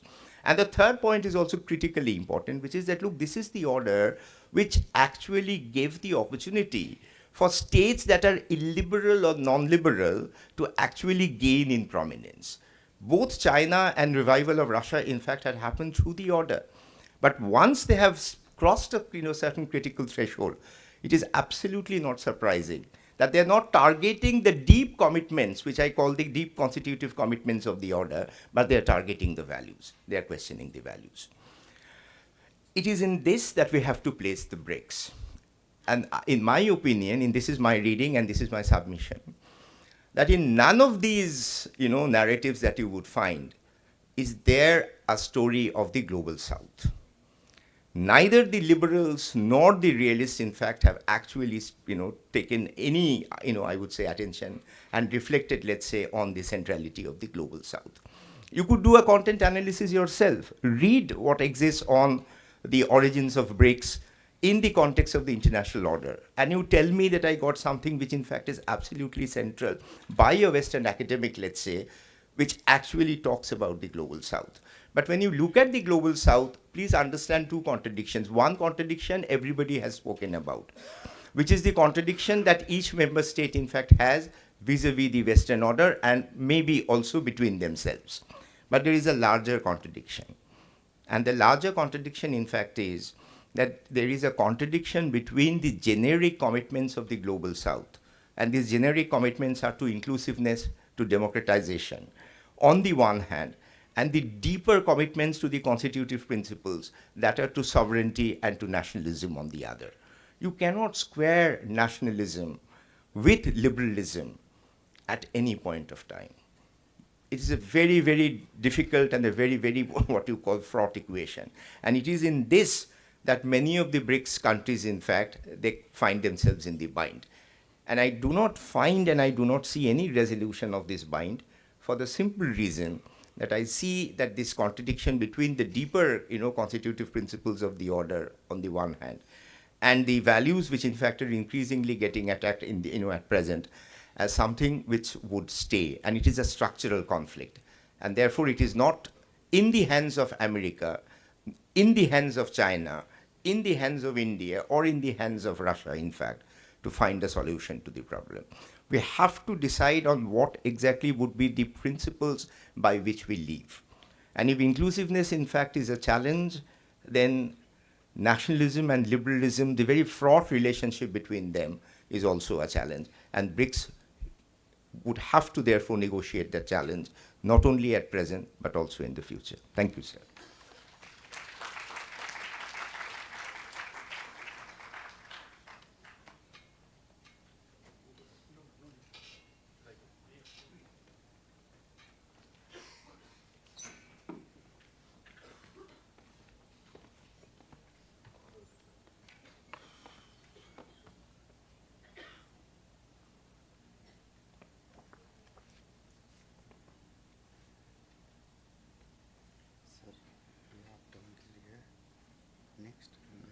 Full screen कर दीजिए.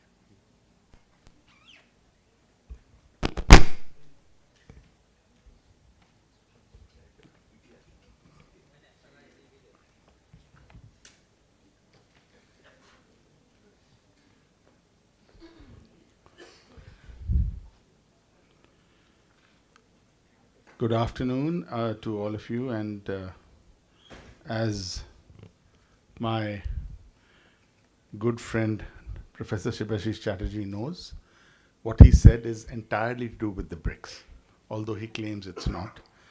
He just has a very smart academic way of doing it. Unlike him, I slavishly followed the title that the organizers gave me. So you're going to now have a very boring PowerPoint from me. But that's in the nature of the beast, I guess. My sincere thanks to the organizers. Ambassador Bhatia told us about what the Africans do. That actually originates with the Italians, and in Italian scientific conferences for the first time between the two world wars. Around the time Mussolini came to power, they started saying all courtesies are observed.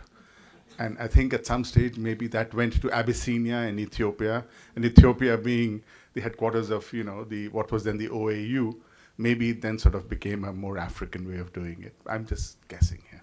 But that's the way ideas travel. Yeah?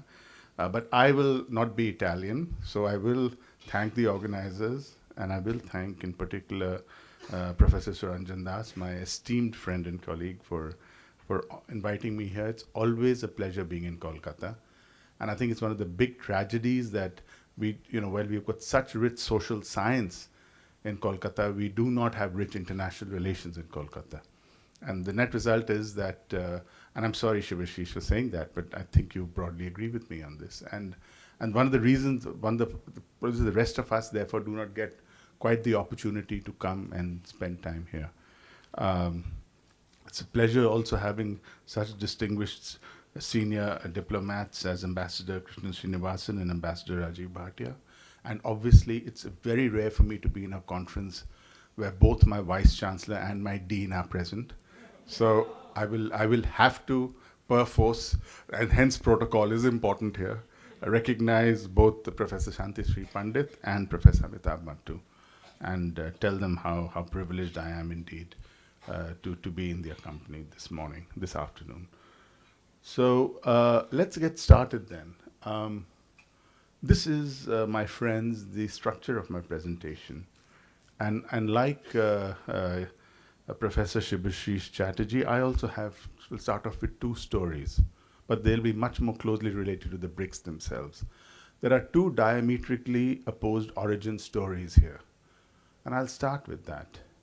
And then I'm going to sort of talk a bit about what I characterize as a surprisingly persistent trajectory, where both, I think, the adjectives are important here.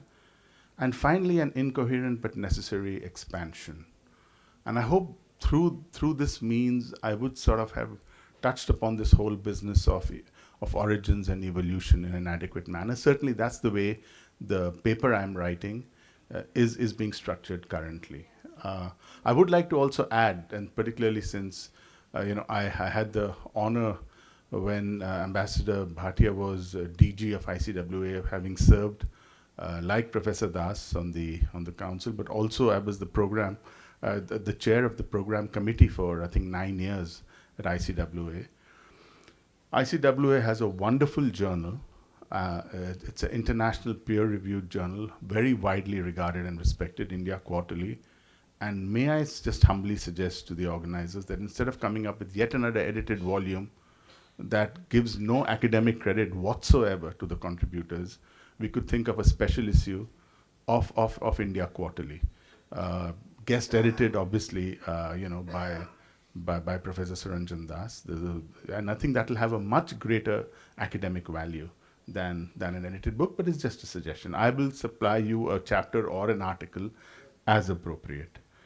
Okay, so what are these two diametrically opposed origin stories? The first is the one that we've all been told, which is that there were a series of Goldman Sachs reports from 2001 onwards. Jim O'Neill was the prime driver behind it, as Professor Mattu alluded. And basically, these reports, argued about the indispensable need to, one, reorganize global governance structures to include the Brics, with S and capitals, but initially it didn't include South Africa, because of the size of the Brics economies and the impact of the Brics on the world economy and globalization. So therefore, this origin story is entirely about bringing some large countries into global governance structures with the express purpose of strengthening the world capitalist economy, right? But this, my friends, is where we need to sort of look deeper, because there's an older story and there is an alternate origin story. It is driven by politics rather than economics that aims at challenging Western dominance in world affairs. And this older origin story is linked to this person, Yevgeny Primakov, Russian foreign minister and prime minister. Beginning in 1999, Primakov promoted Russia, India, and China, or RIC, as a strategic triangle to counterbalance the United States. And Brazil joined the grouping and it became BRIC in September of 2006, when the 4 foreign ministers met at the margins of the general debate in the UN General Assembly. So this is a story that really predates Jim O'Neill. And in fact, if you want to sort of really dig into history, and I'm sure in Kolkata there are, I hope, still some leftists left here in this city, Lenin had observed in 1923 in an article in Pravda, and this is a translated quotation from there, that in the last analysis, the outcome of the struggle will be determined by the fact that Russia, India, China account for the overwhelming majority of the population of the globe. So this idea that, particularly these 3 Asian/Eurasian countries, if they ever wake up, if they ever work together, they would shake the world, is a very old and a very deep idea. Brazil joins in, of course, and then South Africa does. So, I think we need to, therefore, when we think about origins, understand that there are 2 origins. And some of the contradictions that we are talking about flow precisely about the fact that there are 2 origin stories here, and that these origin stories are, in fact, in some ways diametrically opposed one to the other. A surprisingly persistent trajectory. Why do I say that? Because in some ways the BRICS countries have a common motive for joining the grouping when they joined, that it gave them the ability that they individually lacked to challenge the current structures of global governance, right? However, and this I think is also important for us to note, each of the 5 BRICS countries also had uniquely specific motive for getting involved in the grouping.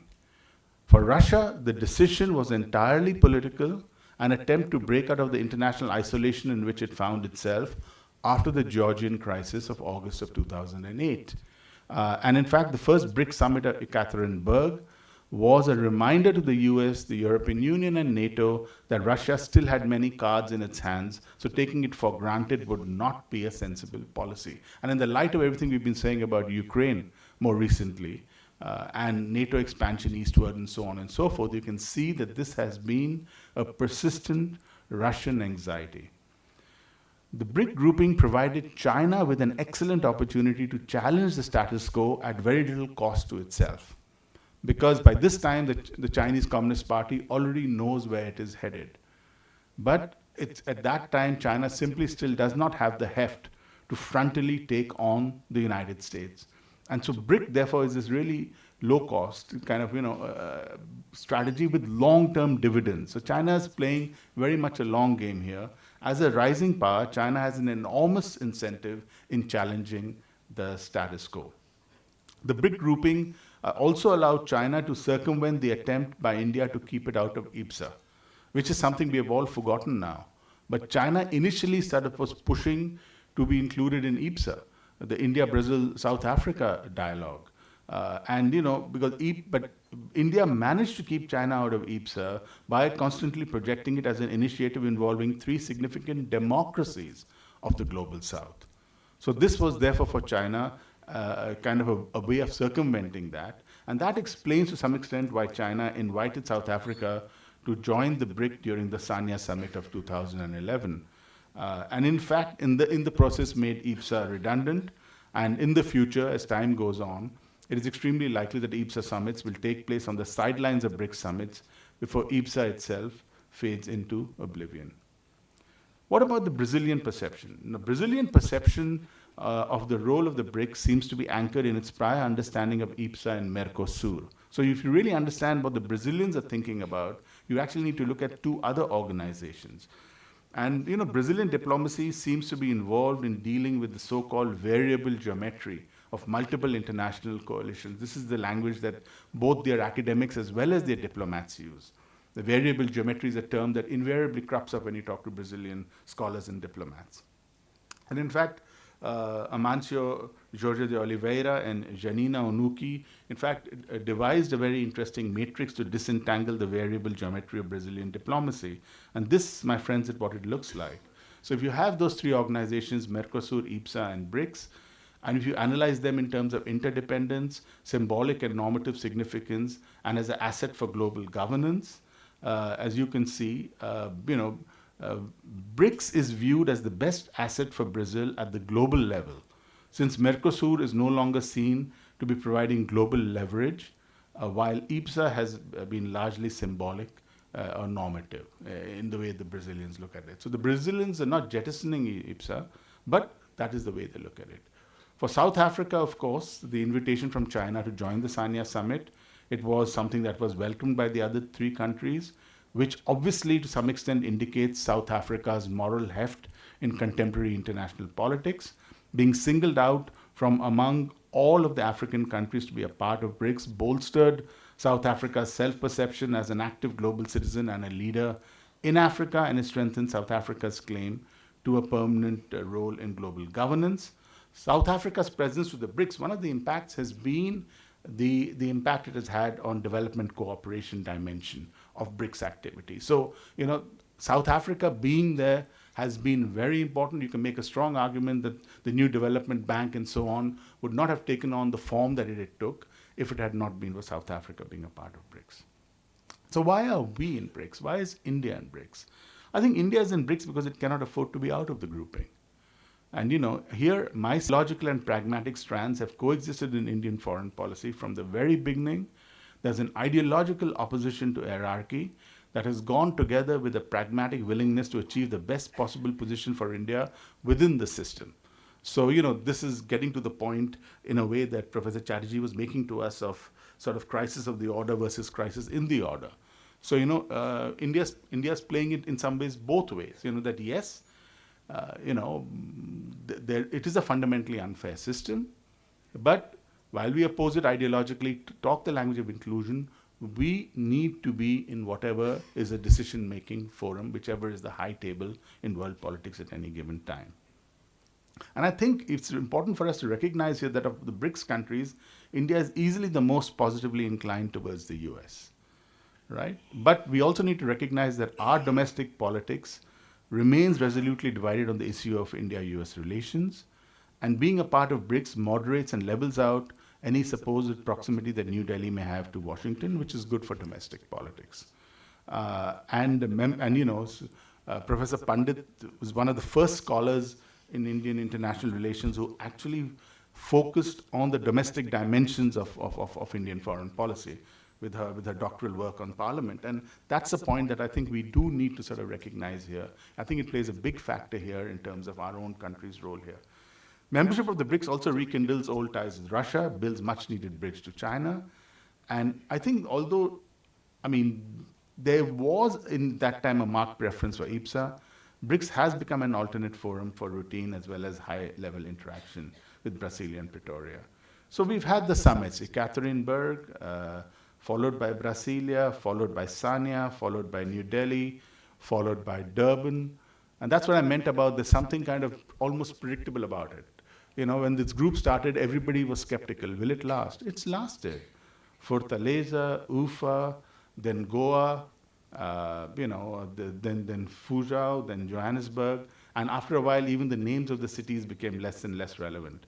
This just became a completely routine activity. In fact, it's really interesting. After a while, with the exception of the Brazilians and the Russians, the other three countries did not even change the logos.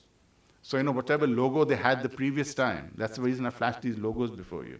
Visually, you can see, that the Brazilians and the Russians at least changed the logos.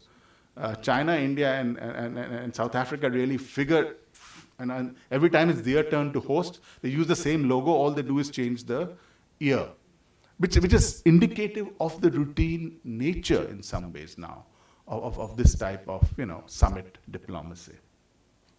Now, why is this so? I will suggest the following to you, that in the last 2 decades, global governance has risen from obscurity to become a seminal idea in international relations. And global governance is about how power operates in an interdependent environment in the absence of government.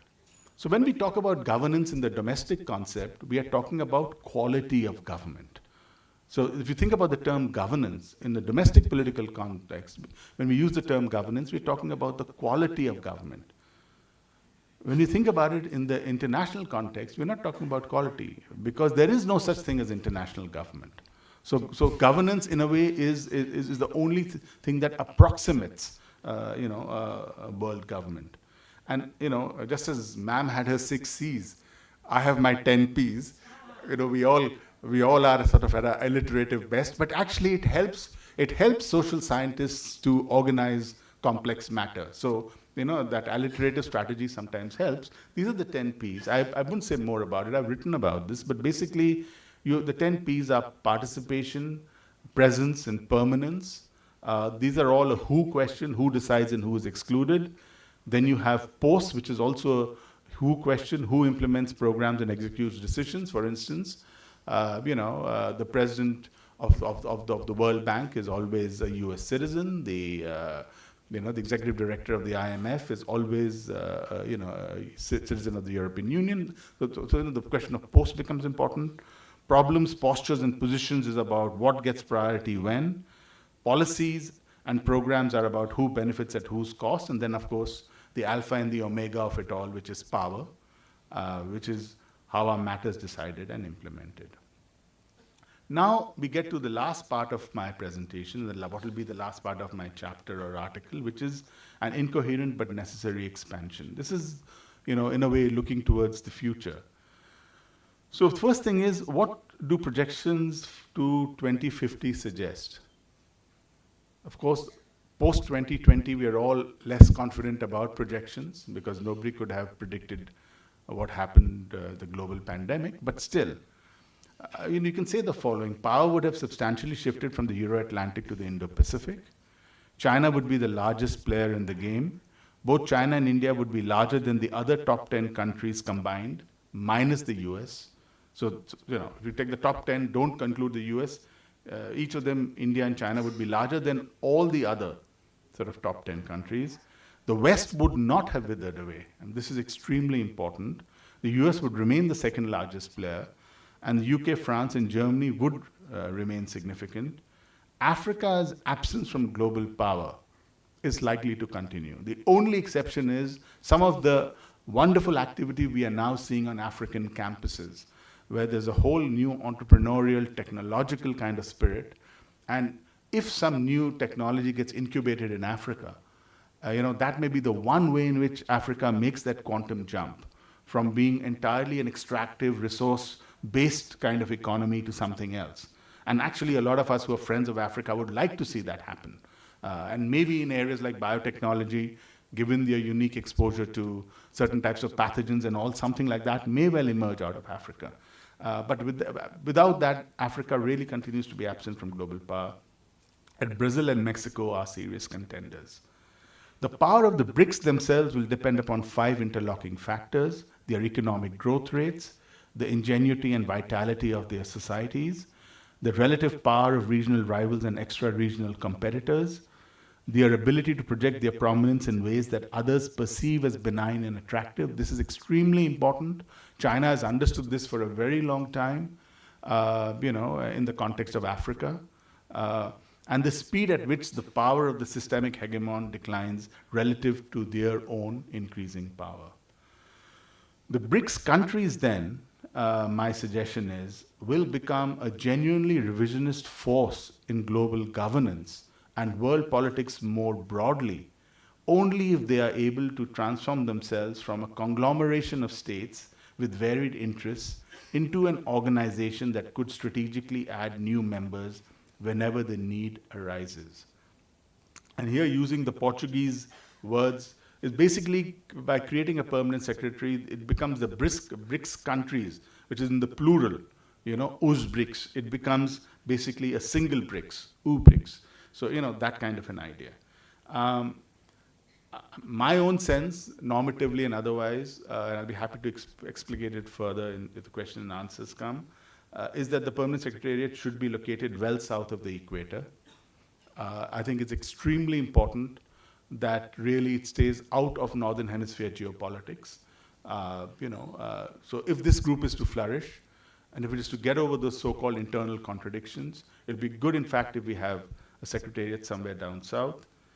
And I actually think that, and this is a should, it's completely normative, that BRICS should be renamed as a cooperation organization. And it'd be great if it's in a nice southern location that's picturesque and stuff like that, like Cape Town or Rio de Janeiro. I think that then would really give this, a fantastic future. Thank you very much. I'm done.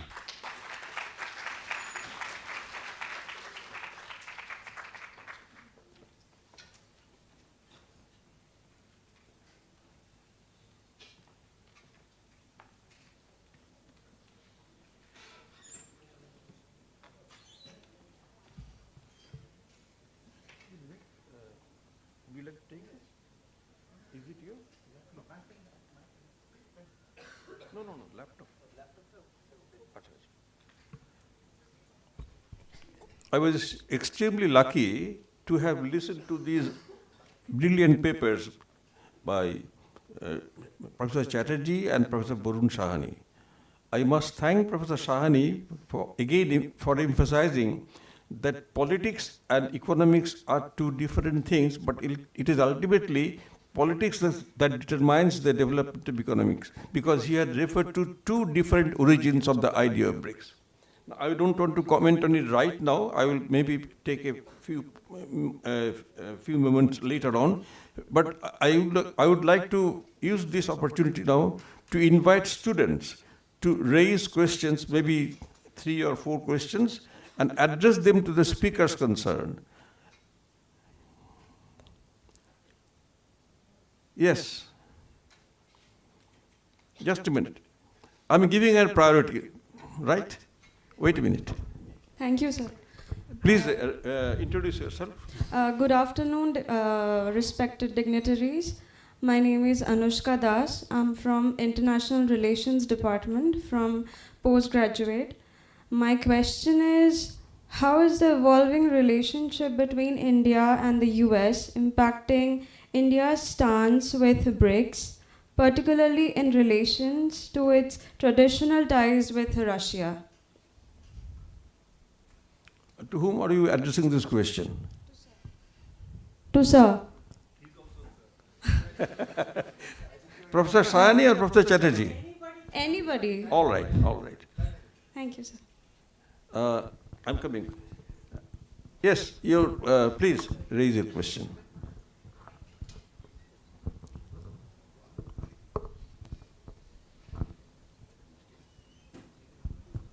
Good afternoon, respected sir. I am Rishabh Kumar Ram, a second year student of history.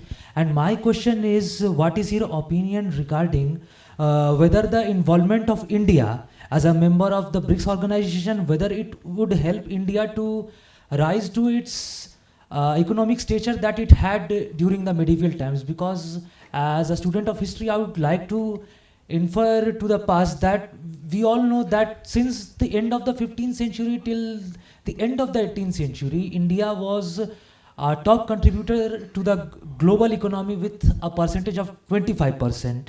And we all know that it gradually decreased with the involvement of colonial powers in India, especially after the acquisition of Diwani rights by the EIC in 1765. So what is your view regarding that involvement of India in global economy as a member of BRICS would actually enhance its global importance in terms of not only global economy but in terms of global polity also? Thank you, sir.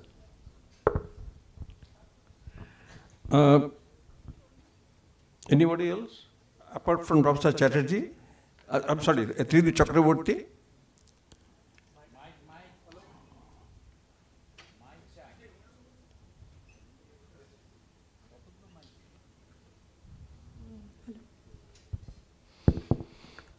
Good afternoon, everyone. I'm Shaheen from Political Science Department. Despite seeking alternatives, BRICS members still rely on Western financial institutions like IMF and World Bank. So this dependence can limit the leverage in advocating reforms. So how can BRICS advocate for reforms to better represent the emerging economies, considering the potential power?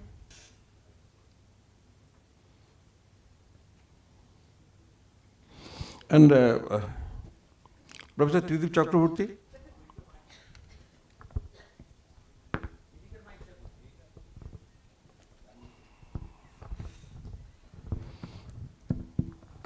Well, just to enrich my knowledge, actually, to both the speakers. So there is a National Development Bank which was initiated in 2012 and it was ultimately implemented in 2015. And what is the percentage of the respective 5 members? Because already it is mentioned that 20%. So what is the percentage? And whether there is any initiative of common currency, because I have seen that it is the Chinese currency they are displaying so far as the data is concerned. Would you kindly elaborate on this point?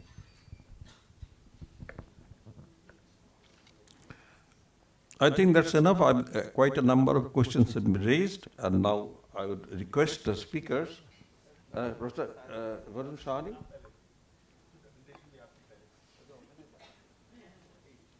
Please come.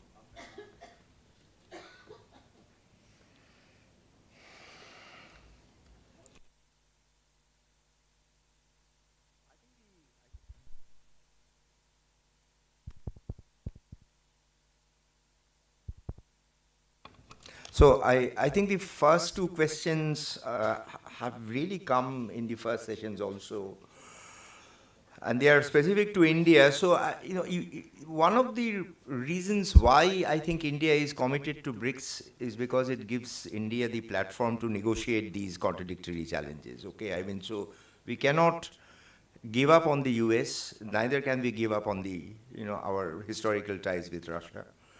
And also normatively, I think this fits in pretty well with the Indian idea of international affairs, at large, which is very broadly that India, in fact, is increasingly now talking in the language of multi-alignment, okay, I mean, which is slightly different from non-alignment, but it is certainly opposed to, putting all the eggs in one basket. It had always been like this, and I do not think, therefore, that there is a fundamental shift here. And BRICS gives this opportunity, okay, I mean, to work with states with which India, in fact, both have very good relations, but also challenges and difficulties. US would always be there. It is always going to be an important, very, very important state for India. And as Professor Sani, in fact, has, I think, explained very clearly that, I mean, there are reasons to be, I think, I would not use the word skeptical, but there are reasons to ponder about the direction in which Indo-US relations would go because of the domestic considerations in India. So it is not really going to be easy. I think the domestic considerations in the US would also be equally important, okay? I mean, so both the factors, in fact, would have to be taken into account. But I do not think India believes that there is any fundamental contradiction in balancing its ties with USA on one hand and Russia on the other, okay? And that is the Indian point.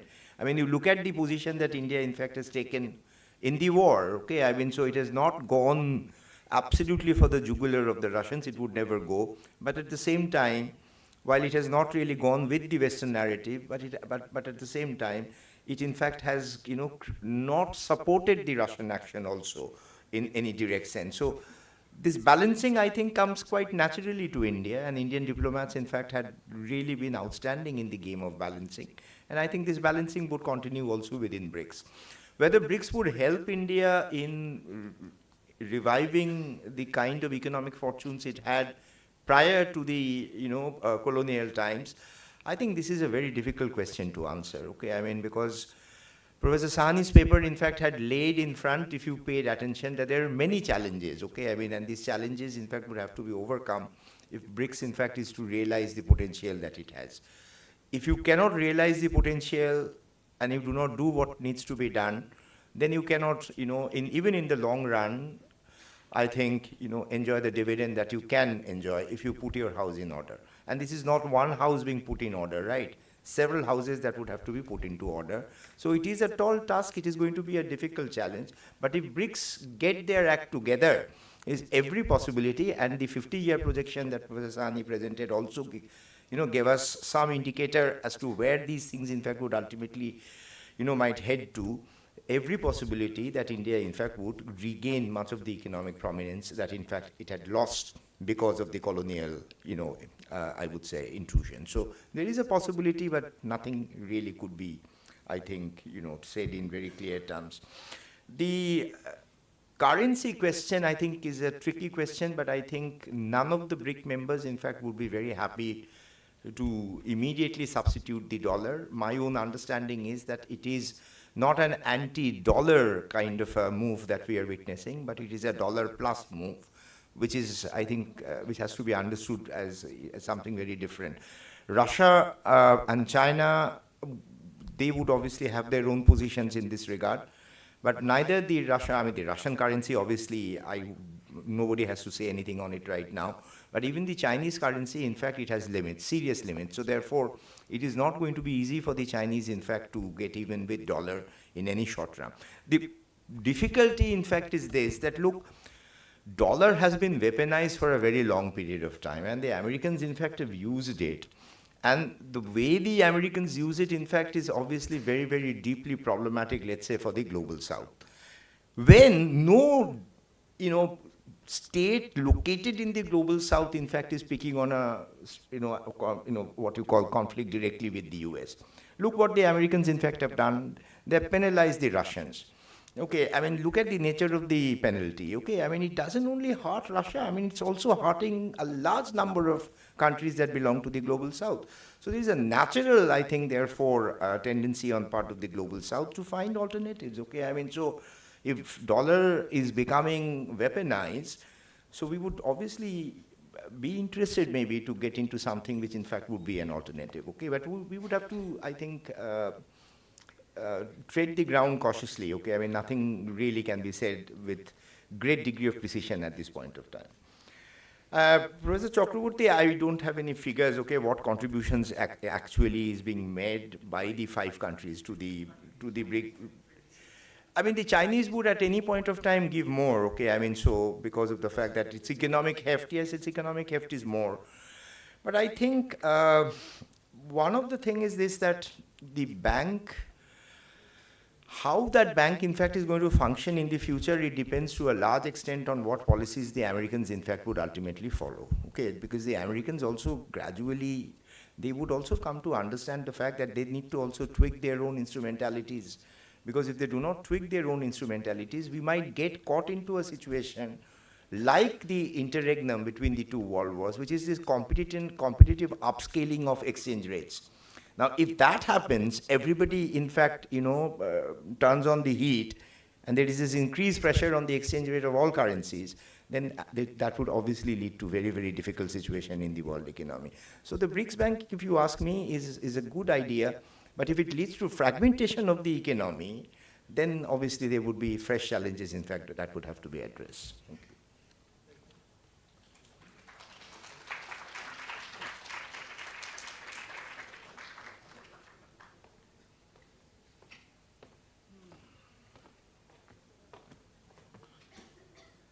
Okay, so let me take kind of Rishabh's question first. See, when you look at deep history, world history, my sense is, perhaps let's try to make a distinction between the world economy and rules to run the world economy. These are 2 very different things. India being in the BRICS is about challenging, trying to reshape the rules that run the global economy. It's not so much about how big your economy is relative to the other economies that collectively make up the global economy, which depends on a range of other factors. It depends on your productive capacity, on your ability to innovate, on certain sort of resources that you may have that others need, and so on and so forth. So, to ask the question in terms of, will the BRICS help India to regain sort of its position, 25% of the global economy, I think is missing the point about what this is all about, right? So that distinction between your size in the global economy vis-a-vis sort of the whole rules to run the global economy, two different questions. Anushka's question on India-US relations and how that impacts on India-Russia and BRICS, I mean, perhaps again a certain distinction analytically out here would be useful, which is the distinction between geopolitics and global governance. From the point of view of geopolitics, it's quite clear.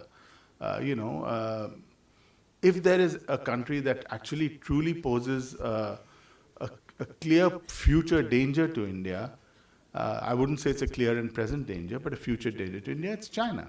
And I think most Indians understand that. Most Indian analyses would sort of cater to that. And so, in the context of India's relations with China, China today has been able to offer an alternate incentive structure to all of India's regional neighbors. And that alternate incentive structure in a single sentence is this: in order to benefit from globalization, you do not need to cohere with the Indian economy, you can cohere with us. That's the alternate incentive structure. And by the way, we are north of the Himalayas, so we can never threaten you, whereas this big country out there, can always in some future date pose a threat to you. So how do you deal with that? You can no longer afford to play the game only vis-a-vis the immediate neighboring countries of South Asia. Right? I mean, that's not going to be enough. So the game has to be played at many different levels. There's the notion of the extended neighborhood, which is basically that what's happening in Southeast Asia and Central Asia is as important to India as what's happening in South Asia. The maritime version of this is to say that the security perimeter is from the Straits of Hormuz to the Straits of Malacca. And by the way, the term extended neighborhood is not the term that academics coined. It first emerged in the writings of the Ministry of External Affairs and the Ministry of Defense.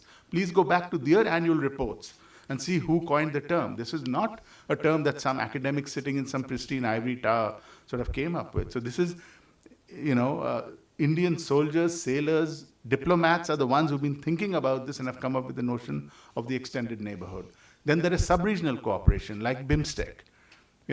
All the various ways in which sort of, India has to reconstruct regions for itself. And then India has to play the game at the continental level, at the level of the Indo-Pacific. And, so the game cannot be played only in Dhaka and Colombo and Kathmandu. I mean, the game has to be played in Jakarta and Canberra and Seoul and Hanoi and Tokyo. And that's where the Quad comes in. So that's the geopolitics of it. But there is also a global governance crisis. And when it comes to global governance crisis, among the three partners of Quad, they're all on the other side of that particular global governance divide, right? Let me summarize the global governance problem to you in a single sentence. The sheer absurdity of the world's largest country and one of the world's fastest growing countries not being a permanent member of the UN Security Council. That's a global governance crisis right there, right? So I mean, I think please, when you think about this, India, US, India, Russia, isn't there a clash? Yes, there is. I think the answer was already given by you about adroit diplomacy, and that's one part of the answer. And India has a long diplomatic tradition of this, going back to non-alignment, of being able to sort of, play both sides to get the maximum benefit, while at the same time having a certain ideological opposition to hierarchy and so on. I'm not sure. I'm sorry, I didn't catch that student's name, but that question on, relying on the World Bank and the IMF, well, actually the BRICS countries don't a great deal now. They are participants in the World Bank and the IMF, but if you really look at it, none of these countries desperately relies on either the World Bank or the IMF. Professor Trudeep Chakrabarti's question, so I would just look when he asked the question, I looked and saw what is the latest shareholding pattern now, the capital structure and subscriptions. And so each of the original 5 countries now has a 18.98% share. The 3 new members of the new development bank, which is Bangladesh, Egypt, and the UAE. Bangladesh has 1.79%, Egypt has 2.27%, and the UAE is 1.06%. And as of now, there is only one prospective new member, which is Uruguay. That conversation is still going on, and if Uruguay comes in, again, there'll probably be, obviously necessarily shifts in the overall holdings and so on. So, we've had this kind of image of China having this overwhelming kind of thing in the New Development Bank, but if you actually look, at the website itself of the NDB, you'll see that sort of, it's very clearly laid out what the subscription and capital structure is. The currency question you asked is kind of important. Again, we're all running with a shortage of time, but the basic point is this: the US dollar is going to remain the primary currency as long as hydrocarbon exports are, denominated in US dollars. So that's it. It's quite simple. That's why they're called petrodollars, because and that is why it's been so important for the United States to control the regimes of petroleum exporting countries. It's not to steal the oil, which is completely the nonsensical way in which we were always grabbing those resources. That's not it at all. It's about in what currency are those resources going to be denominated for the purposes of entering the world markets. And as long as all of us need energy, and to buy that energy we need US dollars, we're all going to be holding vast stocks of dollars. Now, some oil exporting countries have tried to diversify. Iran, since the Islamic Revolution, has tried desperately, no success. Venezuela, Chavez onwards, has tried, no success. The fact of the matter is that a lot of the petroleum exporting countries have a real incentive also of continuing to rely on the US dollar. So the BRICS as such, the yuan replacing it, it's kind of fundamentally meaningless, because there is no other global commodity that everybody needs like oil. And oil is truly a global pool. Oil literally, truly has a global price. There are super tankers on all the oceans of the world, literally sailing and then docking at a time when the price is appropriate to pump that oil out. So, those are the sorts of things that I think we need to probably keep in mind. Now, Professor Mattu, who has conveniently disappeared, had tasked Argentina onto me. Now, that depends entirely on our worthy chair. Can I speak a couple of minutes on Argentina or not? No, I can be very brief. So there's this guy called Javier Milei, who's now the president of Argentina. He's libertarian. Libertarians are those who believe ideologically in extreme liberty, that they believe in absolutely minimal government. That's the ideological position. So when people say that he's a Trump-like figure, they're kind of right in senses he's populist, that he's right-wing and he's populist, so he's a Trump-like figure. But the fact that he's a libertarian gives him a certain kind of ideological coherence, which, by the way, Trump does not have. Trump almost registered as a Democrat, to contest the US elections before finally registering as a Republican. Trump, basically, if you look at his thing, was very different. This guy, Javier Milei, does have a very clear, albeit very kind of extremist ideological orientation. So during the campaign, when the whole idea came of Argentina sort of becoming a member of the BRICS, his response as an outsider competing against the traditional political parties was to say, that's complete nonsense. We are not going to join these communists. That literally was his thing. We are not going to join these communists. And so when he gets elected, he cannot then, turn back from that stance. But if you look at what the letter he wrote after getting elected as president-elect to the heads of state and government of the 5 BRICS countries, he wrote personal letters to each of these heads of state and government. And in that he says, the term is very clear, it's a very polite letter which says that the timing is not yet appropriate for Argentina to become a part of the BRICS. So it's very carefully diplomatically worded. The Argentines have a very slick and sophisticated, diplomatic service, and I'm sure that they told him, okay, that's your political mandate, we understand, but this is the way in which you've got to put it. Therefore, the possibility remains that in some future date, Argentina may well decide, say if Mexico becomes a member, then Argentina as the only one of the Latin American big 3 would probably be very reluctant to stay out. There'd be significant factors that will come in. Also understand very quickly the nature of the crisis that Argentina faces. Its rate of inflation yesterday was 254%. Okay, now if you are in an economy with 254% inflation, if you look at their growth rates over the decade 2011 to 2022, their growth rate was 0.3%.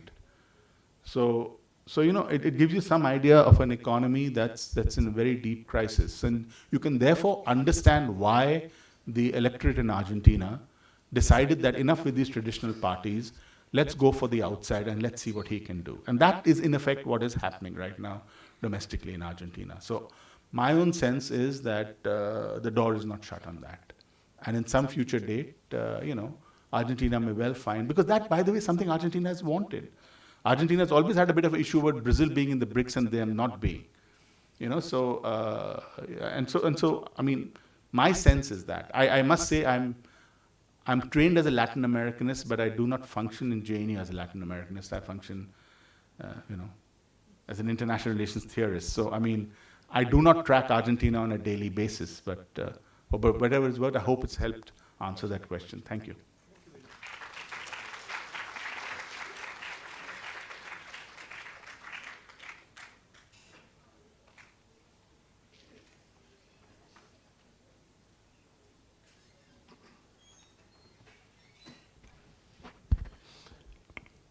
I don't want to track you, to test your patience any further, but let me conclude by making 1 or 2 points briefly. First, the point about a BRICS currency, it is highly unlikely because you can't replace the dollar in the near future at least. What we can do and what the BRICS may try to do is to develop newer mechanisms for settlement of bilateral dues. For example, India and UAE agreement on purchase of oil from UAE, or for example, Indian payment to Russia, not in terms of dollar. Similarly, you may find other members also trying to do this in consultation with the country which is selling petroleum. And as far as the prospect of BRICS succeeding, well, I began with a very negative view. I don't necessarily mean it is going to fail, but what I was trying to draw your attention to was that there are certain challenges before the BRICS, and these have to be met. I don't think that they can be met with proper handling, but 2 things are quite important. One is that they should be more organized if they are to be effective. In terms of organizational structure, there is nothing as of now. And secondly, that the process of inducting new members should be considered very seriously, because I was surprised when I found Ethiopia became a member. Its name was included in the list of new members. And also, for example, when the names of Saudi Arabia and Iran were proposed, they are regional rivals. So, and many other important members are not. Indonesia, I suppose, was invited to the summit in South Africa, and invited. I think there was also a hint that Indonesia may join, but Indonesia said no, thank you very much. So it will proceed like that, maybe haltingly, But all we want is that there should be an end to the unilateral moves taken by certain Western powers, US in particular, which may damage the interests of the other members of Global South. And India's role here will be to try to limit that damage and bring about some sort of coordination in the policies of the so-called Global South so that they can live with the world, but at the same time maybe more assertive without necessarily challenging the Western world. Not all members of the BRICS are challenging the Western world. Western world, certainly India is not, and South Africa is not, Brazil is not, but there are some other members which are trying to challenge and have challenged, like China or Russia. So it has to be balanced, and without that, the BRICS cannot function properly. Thank you very much for giving me the opportunity to interact with you.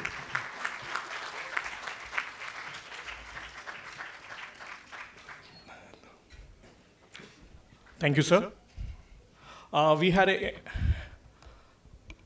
Thank you, sir. Please have a seat. So we'll take 2 minutes more for the final protocol, and I'll request Honorable PVC Professor Radhatamal Goswami, sir, to felicitate the panel. I will request to felicitate the chair of the session, Professor Arun Banerjee, former Professor of International Relations, Jadavpur University.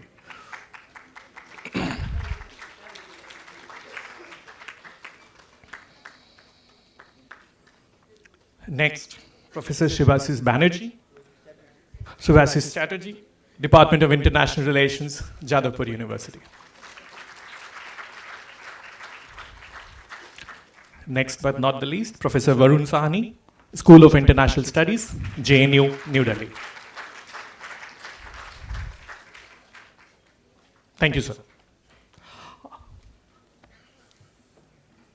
Okay, so now we will break for the lunch. We are reconvening and reassembling around at 3:30 p.m.